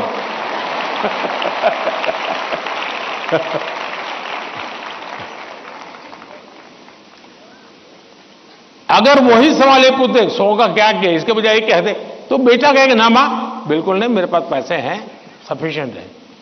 यानी हमारा एक दूसरे के बीच बात करने का तरीका कैसा है, ये चीजें सामान्य जीवन में जो अनुभव आती हैं वो फिर धीरे धीरे धीरे एजुकेशन सिस्टम के साथ रोजमर्रा की हमारी अपेक्षाएं होती है, उसके टकराव में कन्वर्ट हो जाती है। फिर कहा मार्क क्यों नहीं आए, बस तुम पढ़ते ही होंगे, ध्यान देते नहीं होंगे, क्लास में बैठते नहीं होंगे, अपने दोस्तों के साथ गप्पे मारते होंगे, हो सकता है वो पैसे हैं सिनेमा देखने चले गए होंगे, मोबाइल फोन पर रील देखते होंगे। फिर वो कुछ न कुछ कहना शुरू हो जाता है, फिर दूरी बढ़ जाती है, पहले ट्रस्ट खत्म हो जाता है, फिर दूरी बढ़ जाती है, और ये दूरी कभी कभी बच्चों को डिप्रेशन की तरफ धकेल देती है। और इसलिए मां बाप के लिए बहुत आवश्यक है, उसी प्रकार से टीचर्स ने भी बच्चों के साथ इतना खुलापन रखना चाहिए, सहज रूप से अपनी बात कह सके। अगर उसको कोई सवाल समझ में नहीं आया तो कोई टीचर हड़का देगा, तुझे कुछ समझ नहीं आने वाला तो बाकियों को विद्यार्थियों का टाइम खराब मत करो, बैठ जाओ। कभी कभी क्या करते हैं टीचर भी, जो 4-5 होनहार बच्चे होते हैं ना, उनको वो बहुत प्रिय लगते हैं, उनसे उनका मन लग जाता है। बाकी क्लास में 20 बच्चे हैं, 30 बच्चे हैं, वो जाने उनका नसीब जाने, ये 2-4 में अपना मन लगा देते हैं, सब चीजें वाहवाही उन्हीं की करते रहते हैं, वही रिजल्ट देकर गए। अब आप उसको कितना आगे ले जा पाते हो तो अलग बात है, लेकिन बाकी जो है वहां से नीचे गिरा देते हैं। और इसलिए कृपा करके आपके लिए सभी स्टूडेंट समान होने चाहिए, सबके साथ इक्वली। हाँ, जो तेज होगा वो अपने आप में से जो अमृत है वो ले लेगा, लेकिन जिसको सबसे ज्यादा जरूरत है उसके प्रति अगर आप सिंपैथेटिक, और उसमें भी मैं मानता हूं उसके गुणों की तारीफ कीजिए। कभी एक बच्चा बिल्कुल वीक है पढ़ने में, लेकिन उसके हैंड राइटिंग अच्छे है, तो उसके सीट पे जाकर के अरे यार क्या बढ़िया लिखते हो तुम, कितने हैंड राइटिंग तुम्हारे अच्छे हैं, क्या स्मार्टनेस है तुम्हारी। कभी ऐसा एक डल विद्यार्थी है, अरे यार तेरा कपड़ा बहुत शर्ट बहुत अच्छा है, उसके अंदर कॉन्फिडेंस बिल्डअप होगा, वो आपके साथ खुलने लग जाएगा, वो आपसे बातें करने लगेगा कि ये साहब के प्रति मेरे प्रति उनका ध्यान है। अगर ये सहज वातावरण बन जाएगा तो मैं नहीं मानता हूं कि, लेकिन ये विद्यार्थियों का भी उतना ही दायित्व है, हमें आत्मचिंतन करना चाहिए कि मेरी ऐसी कौन सी बातें थी जिसने मेरे घर के लोगों का मुझ पर से भरोसा उठ गया। ये किसी भी हालत में हमारे आचरण से हमारे परिवार के, हमारे टीचर का हम पे भरोसा उठना नहीं चाहिए। हमसे कुछ नहीं हुआ तो कहना चाहिए। दूसरा मुझे लगता है कि परिवार में एक प्रयोग कर सकते हैं। मान लीजिए आपका बेटे या बेटी के 5 दोस्त हैं, तय कीजिए कि महीने में एक बार 2 घंटे वो 5 परिवार किसी एक परिवार में एकत्र होंगे, दूसरे महीने दूसरे परिवार में बिल्कुल गेट टुगेदर करेंगे, और उसमें बच्चे बूढ़े सम हो गए। ऐसा नहीं कि 2 लोगों को घर छोड़ के आए जाएंगे।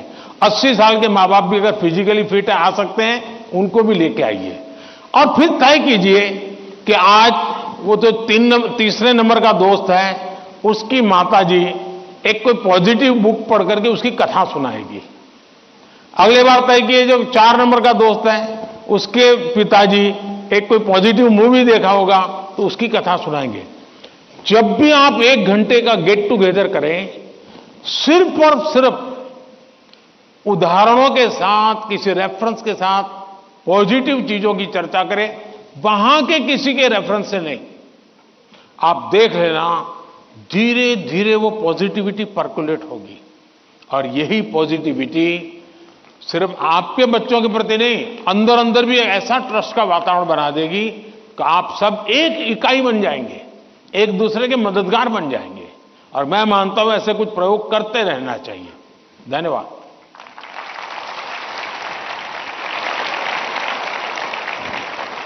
पीएम सर, परिवार में विश्वास महत्वपूर्ण है। आपका यह संदेश हमारे घरों में खुशियां लाएगा। धन्यवाद पीएम सर। छत्रपति शिवाजी महाराज और समाज सुधारक महात्मा ज्योतिबा फूले की जन्मस्थली महाराष्ट्र की पुण्य नगरी पुणे से एक अभिभावक श्री चंद्रेश जैन जी इस कार्यक्रम से ऑनलाइन जुड़ रहे हैं और प्रधानमंत्री जी आपसे प्रश्न पूछना चाहते हैं। चंद्रेश जी, कृपया अपना प्रश्न पूछिए। माननीय प्रधानमंत्री जी, आपको मेरा सादर प्रणाम। मेरा नाम चंद्रेश जैन है। मैं एक अभिभावक हूं। मेरा आपसे एक प्रश्न है, क्या आपको नहीं लगता है आजकल के बच्चों ने अपने दिमाग का इस्तेमाल करना बंद कर दिया है? वे तकनीक पे अधिक निर्भर रहने लगे हैं क्योंकि सब कुछ उंगलियों पे उपलब्ध है। कोई इस युवा पीढ़ी को कैसे जागरूक कर सकता है कि वे प्रौद्योगिकी के स्वामी बनने चाहिए, उसका गुलाम नहीं? कृपया मार्गदर्शन कीजिए। धन्यवाद। थैंक यू चंद्रेश जी। आदिवासी जनजाति के लोक नायक स्वतंत्रता सेनानी बिरसा मुंडा की जन्मभूमि झारखंड के रामगढ़ जिले से एक अभिभावक श्रीमती पूजा श्रीवास्तव जी ऑनलाइन माध्यम से इस कार्यक्रम से जुड़ी हुई है और प्रधानमंत्री जी आपसे प्रश्न पूछकर अपनी शंका का समाधान चाहती है। Puja, please ask your question. Namaskar, Honorable Prime Minister Sir. My name is Kumari Pooja Srivastav. I am a parent of Priyanshi Srivastav studying in Sri Guru Nanak Public School, Ramgarh, Jharkhand. Sir, I want to ask that how I can manage my daughter's studies with using social media platform like Instagram, Snapchat, Twitter. Please guide me on this. Thank you, sir. Thank you ma'am.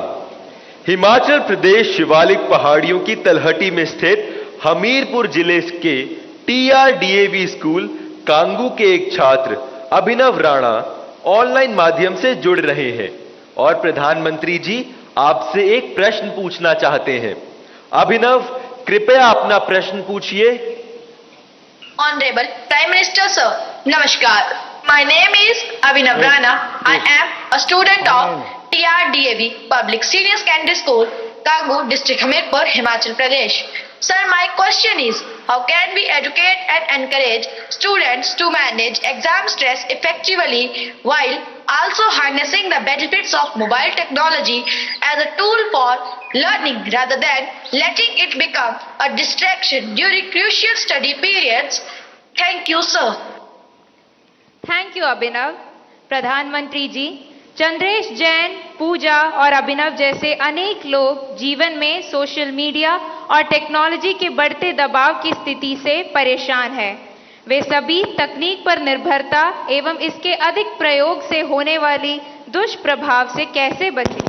कृपया इस विषय में उचित परामर्श प्रदान कीजिए। देखिए, हमारे यहाँ शास्त्रों में भी कहा गया है और सहज जीवन में भी कहा गया, किसी भी चीज का अति किसी का भला नहीं करता है। हर चीज उसका एक मानदंड होना चाहिए, उसके आधार पर होता है। अगर मान लीजिए मां ने बहुत बढ़िया खाना बनाया है, न्यूट्रिशन की दृष्टि से रिच है, टेस्ट आपकी पसंद का है, समय भी खाने का है, लेकिन बस खा रहे हैं, खा रहे हैं, खा रहे हैं, मां परोसती जा रही है। क्या ये संभव है? क्या संभव है? क्या कभी कभी तो आप मां को कहो, नहीं मां बस बहुत हो गया, अब नहीं खा सकता हूं। करते हो कि नहीं करते हो? आपकी प्रिय खाना था, हर प्रकार से न्यूट्रिशन वैल्यू वाला था, वो समय भी ऐसा था, खाने का वक्त था, फिर भी एक स्टेज आ जाता है जब वो खाना आपके लिए तकलीफ कर सकता है, वॉमिटिंग करवाएगा, हेल्थ खराब कर देगा। आपका कितना ही प्रिय खाना आपको रुकना पड़ेगा। रुकना पड़ता कि नहीं रुकना पड़ता? वैसे ही मोबाइल के ऊपर कितना ही प्रिय चीजें, कितनी ही चीजें आती हो, लेकिन कुछ तो समय तय करना पड़ेगा। अगर आप, मैंने देखा है आजकल बहुत से लोगों को जब भी देखो लगे पड़े हैं। आपने देखा होगा, मेरे हाथ में कभी, बहुत रेयर केस में कभी मोबाइल फोन मेरे हाथ में होता है, क्योंकि मुझे मालूम है कि मेरे समय का मुझे सर्वाधिक उपयोग क्या करना है। जबकि मैं ये भी मानता हूं कि इंफॉर्मेशन के लिए मेरे लिए एक बहुत आवश्यक साधन भी है, लेकिन उसका कैसे उपयोग करना, कितना करना, इसका मुझे विवेक होना चाहिए। और ये दोनों जो पेरेंट्स की चिंता है वो इन दो की नहीं है, हर पेरेंट्स की चिंता है। शायद ही कोई अपवाद होगा। जो मां बाप खुद भी दिन भर मोबाइल में अटके रहते होंगे ना, वो भी चाहते होंगे कि बेटा इससे बचे। और आपने देखा होगा, सबसे बड़ी बात, आपके जीवन को बहुत कुंठित कर देता है जी। अगर आप परिवार में देखोगे तो घर के 4 लोग 4 कोने में बैठे हैं और एक दूसरे को मैसेज फॉरवर्ड करते हैं, उठ करके मोबाइल नहीं दिखाते कि देख मैंने ये आया तुम देखो। क्यों? सीक्रेसी। ये इसके कारण एक बहुत बड़ा अविश्वास पैदा करने में ये भी एक साधन बन गया आजकल। अगर मां ने मोबाइल फोन को हाथ लगा दिया, बस आ गया घर में तूफान। तुम कौन होती मेरे मोबाइल को हाथ लगाने वाली? यही हो जाता है। मैं समझता हूं कि परिवार में कुछ नियम होने, जैसे खाना खाते समय डाइनिंग टेबल पर कोई इलेक्ट्रॉनिक गैजेट नहीं होगा, मतलब नहीं होगा। सब लोग खाना खाते समय गप्पे मारेंगे, बातें करेंगे, खाना खाएंगे। ये हम डिसिप्लिन फॉलो कर सकते हैं जी। घर के अंदर, मैंने पहले भी कहा है या दोबारा कहता हूं, नो गैजेट जोन, कि भाई ये कमरे में कोई गैजेट की एंट्री नहीं, हम बैठेंगे, बातें करेंगे, गप्पे मारेंगे। परिवार के अंदर वो ऊष्मा का वातावरण उसके लिए जरूरी है। तीसरा, हम हमारे खुद के लिए भी अब टेक्नोलॉजी से हम बच नहीं सकते हैं। टेक्नोलॉजी को बोझ नहीं मानना चाहिए, टेक्नोलॉजी से दूर भागना नहीं चाहिए, लेकिन उसका सही उपयोग सीखना उतना ही अनिवार्य है। अगर आप टेक्नोलॉजी से परिचित हैं, आपके माता पिता को पूरा नॉलेज नहीं है, सबसे पहला आपका काम है आज मोबाइल पर क्या क्या अवेलेबल है उनसे चर्चा कीजिए, उनको एजुकेट कीजिए और उनको विश्वास में लीजिए कि देखिए मैथ्स में मुझे ये चीजें यहां मिलती हैं, केमिस्ट्री में मुझे ये मिलती हैं, हिस्ट्री में ये मिलती हैं, और मैं इसको देखता हूं, आप भी देखिए। तो वो भी थोड़ी रुचि लेंगे। वरना क्या होगा, हर बार उनको लगता होगा कि मोबाइल मतलब ये दोस्तों के साथ चिपका हुआ है, मोबाइल मतलब रील देख रहा है। अगर उसको पता चले कि भाई इसमें ये पार्ट है, इसका मतलब ये नहीं कि माँ बाप को मूर्ख बनाने के लिए बढ़िया चीज दिखा दे और फिर दूसरा करे, ऐसा नहीं हो सकता है। हमने पूरे परिवार में पता होना चाहिए क्या चल रहा है। हमारे मोबाइल फोन का लॉक करने का जो नंबर होता है वो परिवार के सबको अगर पता हो तो क्या नुकसान होगा। परिवार के हर सदस्य को हर एक मोबाइल का अगर इतनी ट्रांसपेरेंसी आ जाए, आप काफी बुराइयों से बच जाएंगे, काफी बुराइयों से बच जाएंगे। कि भाई हर किसी को हर एक भले मोबाइल अलग होगा, लेकिन उसका जो कोड वर्ड है उसको मालूम है, तो ये भला हो जाएगा। दूसरा, आप भी अपना स्क्रीन टाइम को मॉनिटर करने वाले जो एप्स होते हैं उसको डाउनलोड करके रखिए। वो बताएगा भाई आपका स्क्रीन टाइम आज इतना हो गया, आपने यहाँ इतना टाइम गंवाया है, आपने इतना टाइम, वो आप स्क्रीन पर ही आपको मैसेज देता है, वो आपको अलर्ट देता है। जितने ज्यादा ऐसे अलर्ट के टूल्स हैं, हमने अपने गैजेट्स के साथ जोड़ के रखना चाहिए, ताकि हमें भी पता चले हाँ यार ज्यादा हो गया, अब मुझे रुकना चाहिए। कम से कम वो हमें अलर्ट करता है। एट द सेम टाइम उसकी पॉजिटिव उपयोग कैसे कर सकते हैं। अगर मान लीजिए मैं कुछ लिख रहा हूं, लेकिन मुझे एक अच्छा शब्द मिल नहीं रहा है, तो मैं डिक्शनरी की मुझे जरूरत है, मैं डिजिटल व्यवस्था का उपयोग करके उसका लाभ ले सकता हूं। मान लीजिए कि मैं कर रहा हूं और मुझे कोई अरिथमेटिक का सूत्र ध्यान नहीं आता है, चलिए मैंने डिजिटल चीज का सपोर्ट सिस्टम ले लिया, पूछ लिया उसको, क्या हुआ, फायदा होगा। लेकिन अगर मैं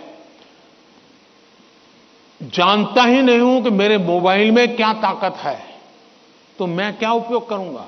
और इसलिए मुझे तो लगता है कि कभी कभी क्लासरूम में भी मोबाइल के पॉजिटिव पहलू क्या क्या है, पॉजिटिवली उपयोग आने वाली कौन सी चीजें हैं, कभी 10-15 मिनट क्लासरूम में चर्चा करनी चाहिए। कोई स्टूडेंट अपने अनुभव बताएगा कि मैंने उस वेबसाइट को देखा, हमारे स्टूडेंट्स के लिए अच्छी वेबसाइट है, मैंने उस वेबसाइट को देखा, फलाने सब्जेक्ट के लिए वहां अच्छी लर्निंग मिलती है, अच्छे लेसन्स मिलते हैं। मान लीजिए टूर जा रही है कहीं पर, टूर प्रोग्राम हमारे पास है और बच्चे जा रहे हैं कि चलो भाई हम जैसलमेर जा रहे हैं, सबको कहा जाए जरा ऑनलाइन जाओ भाई, जैसलमेर का पूरा प्रोजेक्ट रिपोर्ट बनाओ, तो उसका पॉजिटिव उपयोग करने की आदत डालनी चाहिए। उसको लगना चाहिए कि तुम्हारी मदद में बहुत सी सारी व्यवस्थाएं उपलब्ध हैं, तुम इसका उपयोग करो।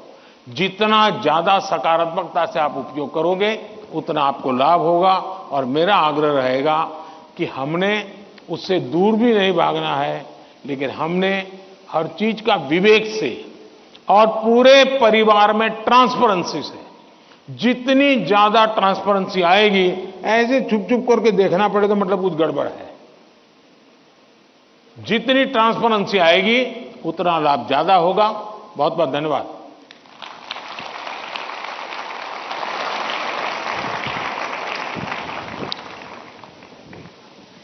पीएम सर, सफलता के लिए जीवन में संतुलन बहुत महत्वपूर्ण है। यह मंत्र हमें सही राह पर अग्रसर करेगा। धन्यवाद। महाकवि सुब्रमण्यम भारती की जन्मभूमि तमिलनाडु की राजधानी चेन्नई के मॉडर्न सीनियर सेकेंडरी स्कूल के छात्र एम वागेश ऑनलाइन माध्यम से जुड़े हैं और प्रधानमंत्री जी आपसे प्रश्न पूछना चाहते हैं। M Vagesh, please ask your question. Honorable Prime Minister Sir, Namaste. My name is M. Vagesh. I am student of Modern Senior Secondary School, Nanganallur, Chennai. My question is, how do you handle stress and pressure in that super strong position as a Prime Minister? What is your key factor of controlling stress? Thank you. आप भी बनना चाहते हैं क्या? तैयारी कर रहे हो क्या? धन्यवाद एम वागेश। आज की इस परिचर्चा का अंतिम प्रश्न देवभूमि उत्तराखंड जो अपनी प्राकृतिक सुषमा के लिए प्रसिद्ध है, उधम सिंह नगर स्थित डायनेस्टी मॉडर्न गुरुकुल एकेडमी की छात्रा स्नेहा त्यागी ऑनलाइन माध्यम से जुड़ी हैं और प्रधानमंत्री जी से प्रश्न पूछना चाहती हैं। स्नेहा, कृपया अपना प्रश्न पूछिए। दिव्य है, अतुल्य है, अदम्य साहस का परिचय है आप, युगों युगों के निर्माता, अद्भुत भारत का भविष्य है आप। देवभूमि उत्तराखंड से आदरणीय प्रधानमंत्री मोदी जी को मेरा चरण स्पर्श प्रणाम। मेरा नाम स्नेहा त्यागी है। मैं डायनेस्टी मॉडर्न गुरुकुल अकादमी थिंकी फार्म खटीमा उधम सिंह नगर की कक्षा 7 की छात्रा हूँ। आदरणीय प्रधानमंत्री जी से मेरा प्रश्न है कि हम आपकी तरह सकारात्मक कैसे हो सकते हैं। धन्यवाद श्रीमान। थैंक्स स्नेहा। प्रधानमंत्री जी, आप अपने बिजी लाइफ में प्रेशर को कैसे हैंडल करते हैं और इतना प्रेशर होने पर भी हमेशा सकारात्मक कैसे रह पाते हैं? आप यह सब कैसे कर पाते हैं? कृपया अपनी सकारात्मक ऊर्जा का रहस्य हमसे साझा करें। प्रधानमंत्री जी।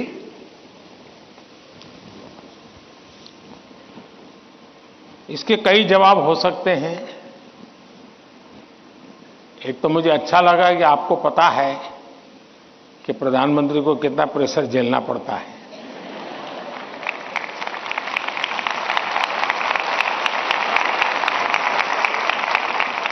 वरना आपको तो लगता होगा हवाई जहाज है, हेलीकॉप्टर है, उनको क्या है, यहां से यहां जाना है, यही करना है। लेकिन आपको पता है कि भांति भांति के सुबह शाम, दरअसल हरेक के जीवन में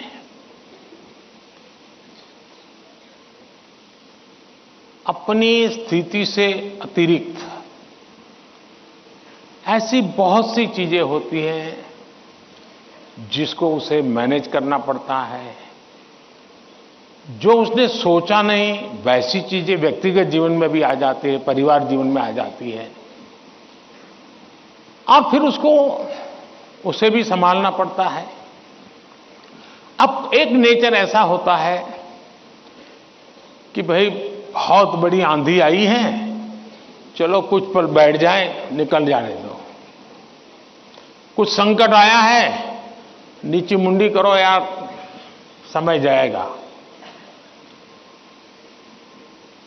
शायद ऐसे लोग जीवन में कुछ अचीव नहीं कर सकते। मेरी प्रकृति है और जो मुझे काफी उपकारक लगी है, मैं हर चुनौती को चुनौती देता हूं।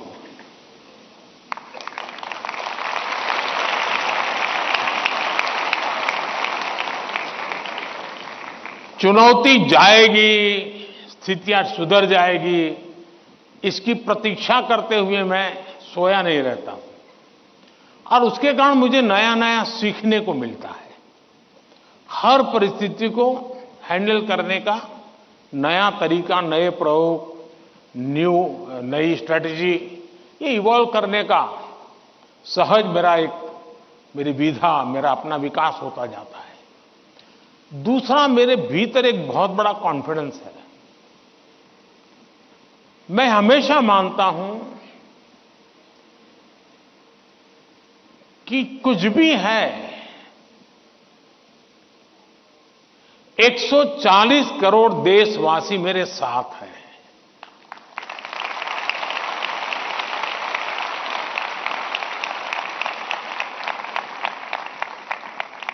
अगर 100 मिलियन चुनौतियां हैं तो बिलियंस ऑफ बिलियन समाधान भी है। मुझे कभी नहीं लगता है कि मैं अकेला हूं, मुझे कभी नहीं लगता है कि मुझे करना है। मुझे हमेशा पता होता है मेरा देश सामर्थ्यवान है, मेरे देश के लोग सामर्थ्यवान है, मेरे देश के लोगों का मस्तिष्क सामर्थ्यवान है। हम हर चुनौती को पार कर जाएंगे। ये मूलभूत मेरे भीतर मेरा सोचने का पिंड है, और इसके कारण मुझे कभी नहीं लगता यार मुझ पर आया क्या करूंगा। मुझे लगता है नहीं, 140 करोड़ लोग हैं, संभल जाएंगे, ठीक है, आगे मुझे रहना पड़ेगा, और गलत हुआ तो गाली मुझे खानी पड़ेगी। लेकिन मेरे देश का सामर्थ्य, और इसलिए मैं अपनी शक्ति देश के सामर्थ्य को बढ़ाने में लगा रहा हूं। और जितना ज्यादा मैं मेरे देशवासियों का सामर्थ्य बढ़ाता जाऊंगा, चुनौतियों को चुनौती देने की ताकत हमारी और बढ़ती जाएगी।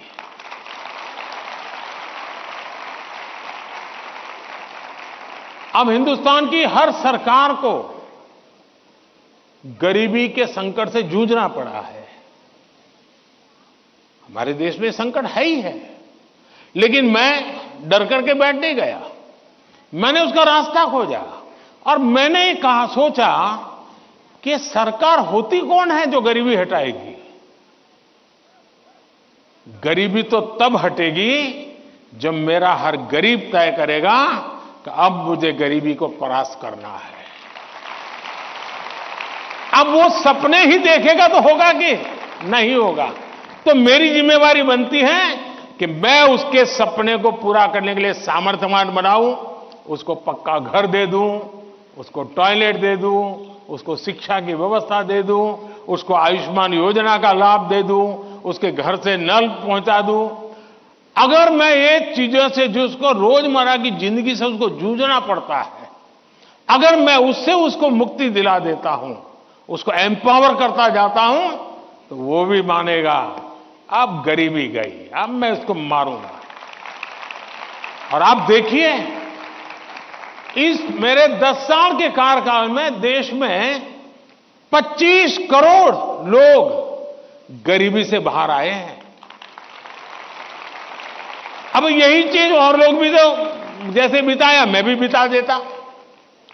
और इसलिए मेरी कोशिश रहती है कि हम देश की शक्ति पर, देश के संसाधनों पर भरोसा करें।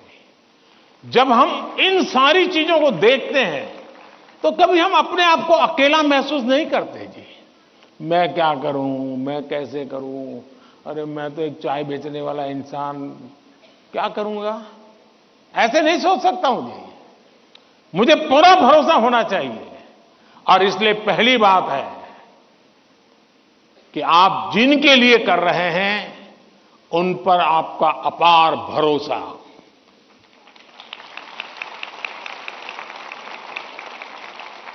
दूसरा, आपके पास निरक्षीर का विवेक चाहिए। कौन सा सही है, कौन सा गलत है, कौन सा आज जरूरी है, कौन सा अभी नहीं, बाद में देखेंगे। आप प्रायोरिटी तय करने का सामर्थ्य चाहिए। वो अनुभव से आता है, हर चीज को एनालाइज करने से आता है। मैं दूसरा प्रयास ये करता हूं। तीसरा, मैं गलती भी हो जाए तो ये मान के चलता हूं कि ये मेरे लिए लेसन है। मैं इसको निराशा का कारण नहीं मानता हूं। अब आप देखिए, कोविड का संकट कितना भयंकर था। मामूली चुनौती थी क्या? पूरी दुनिया फंसी पड़ी थी। अब मेरे लिए भी था कि क्या करो भाई, मैं कह दूं, अब क्या करे, तो भाई वैश्विक बीमारी है, दुनिया भर में ऐसा ही है, सब अपना अपना संभाल लो। मैंने ऐसा नहीं किया। रोज टीवी पे आया, रोज देशवासियों से बात की, कभी ताली बजाने के लिए कहा, कभी थाली बजाने के लिए कहा, कभी दिया जलाने के लिए कहा। वो एक्ट कोरोना को खत्म नहीं करता है, लेकिन वो एक्ट कोरोना के खिलाफ लड़ाई लड़ने की एक सामूहिक शक्ति को जन्म देता है। सामूहिक शक्ति को उभारना। अब देखिए, पहले भी खेल के मैदान में हमारे लोग जाते थे, कभी कोई जीत के आता था, कोई जीत के नहीं आता था। जाने वाले को पूछता नहीं था, आने वाले को पूछता नहीं था। मैंने कहा भले 3 मेडल के जीतते आएंगे, लेकिन मैं उसके ढोल पीटूंगा। तो धीरे धीरे करके 107 मेडल लेने का सामर्थ्य उन्हीं बच्चों में से निकला। सामर्थ्य तो था। सही दिशा, सही रणनीति, सही नेतृत्व परिणाम लाता है। जिसके पास सामर्थ्य है उसका सही उपयोग करना चाहिए। और मेरा तो गवर्नेंस का एक सिद्धांत रहा है कि अच्छी सरकार चलाने के लिए, इन समस्याओं के समाधान के लिए भी आपको नीचे से ऊपर की तरफ सही जानकारी आनी चाहिए, परफेक्ट इंफॉर्मेशन आनी चाहिए, और ऊपर से नीचे की तरफ परफेक्ट गाइडेंस जाना चाहिए। अगर ये 2 वे चैनल परफेक्ट रही, उसका कम्युनिकेशन, उसकी व्यवस्थाएं, उसके प्रोटोकॉल उसको ठीक से किया, तो आप चीजों को संभाल सकते हैं। कोरोना एक बहुत बड़ा उदाहरण है। और इसलिए मैं मानता हूं कि हम निराश होने का कोई कारण ही नहीं होता है जीवन में। और अगर एक बार मन में तय कर लिया कि निराश होना ही नहीं है, तो फिर सिवाय पॉजिटिविटी कुछ आता ही नहीं है। और मेरे यहां निराशा के सारे दरवाजे बंद हैं। कोई कोना भी, एक छोटी खिड़की भी मैंने खुली नहीं रखी है कि निराशा वहां से घुस जाए। और आपने कभी देखा होगा, मैं रोता बैठता नहीं हूं जी, पता नहीं क्या होगा, वो हमारे साथ आएगा कि नहीं आएगा, वो हमसे भिड़ जाएगा क्या। अरे होता रहता है जी, हम किस चीज के लिए हैं? और इसलिए मैं मानता हूं कि जीवन में आत्मविश्वास से भरे हुए और अपने लक्ष्य के विषय में, और दूसरी बात है, जब कोई निजी स्वार्थ नहीं होता है, खुद के लिए कुछ करना तय होता है, तो निर्णयों में कभी भी दुविधा पैदा नहीं होती है। और वो एक बहुत बड़ी अमानत मेरे पास है। मेरा क्या, मुझे क्या, इससे मेरा कोई लेना देना नहीं है। सिर्फ और सिर्फ देश के लिए करना और आपके लिए करना, ताकि आपके माता पिता को जिन मुसीबतों से गुजरना पड़ा, मैं नहीं चाहता हूं कि उन मुसीबतों से आपको गुजरना पड़े।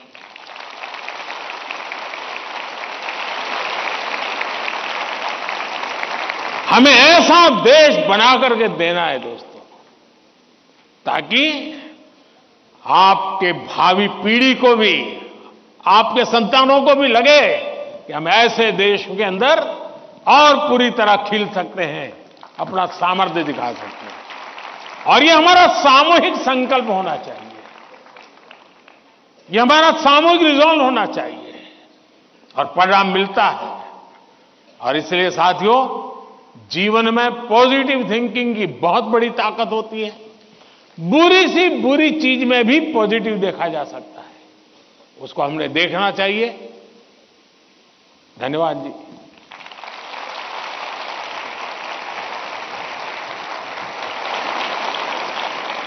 पीएम सर, आपने अत्यंत सरलता और सरसता से हमारे सभी प्रश्नों का समाधान कर दिया। हम, हमारे अभिभावक और शिक्षक सदा आपके कृतज्ञ रहेंगे। हम सदा एग्जाम वॉरियर रहेंगे, वरियर नहीं। धन्यवाद माननीय प्रधानमंत्री जी। हो गए सारे सवाल?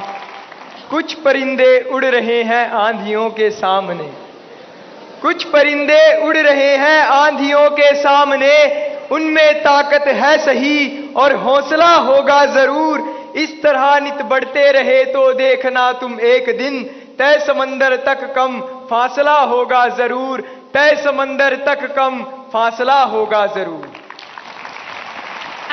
आप लोगों ने देखा होगा कि ये बच्चे भी जिस प्रकार से एंकरिंग कर रहे हैं, आप भी अपनी स्कूल कॉलेज में सब कर सकते हैं, तो उनसे जरूर सीखिएगा।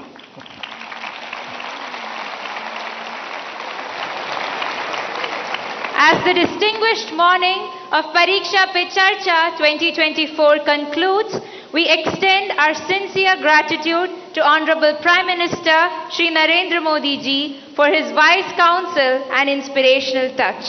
Today, Prime Minister Sir has exemplified the attributes of teaching as identified in the book Nannol. His suggestions have resonated and ignited the spirits of myriad of students, teachers and parents across our nation. Thank you once again, PM Sir. चलिए साथियों, आप सबका भी बहुत बहुत धन्यवाद, और मैं आशा करता हूं कि आप इसी उमंग उत्साह के साथ आपके परिवार को भी विश्वास देंगे, खुद भी आत्मविश्वास से भरे हुए, और अच्छे परिणाम और जीवन में जो चाहा है उसके लिए जीने की आदत बनेगी, और आप जो चाहते हैं वो परिणाम आपको प्राप्त होगा। मेरी आप सबको बहुत बहुत शुभकामनाएं हैं। धन्यवाद। आइए, चलिए।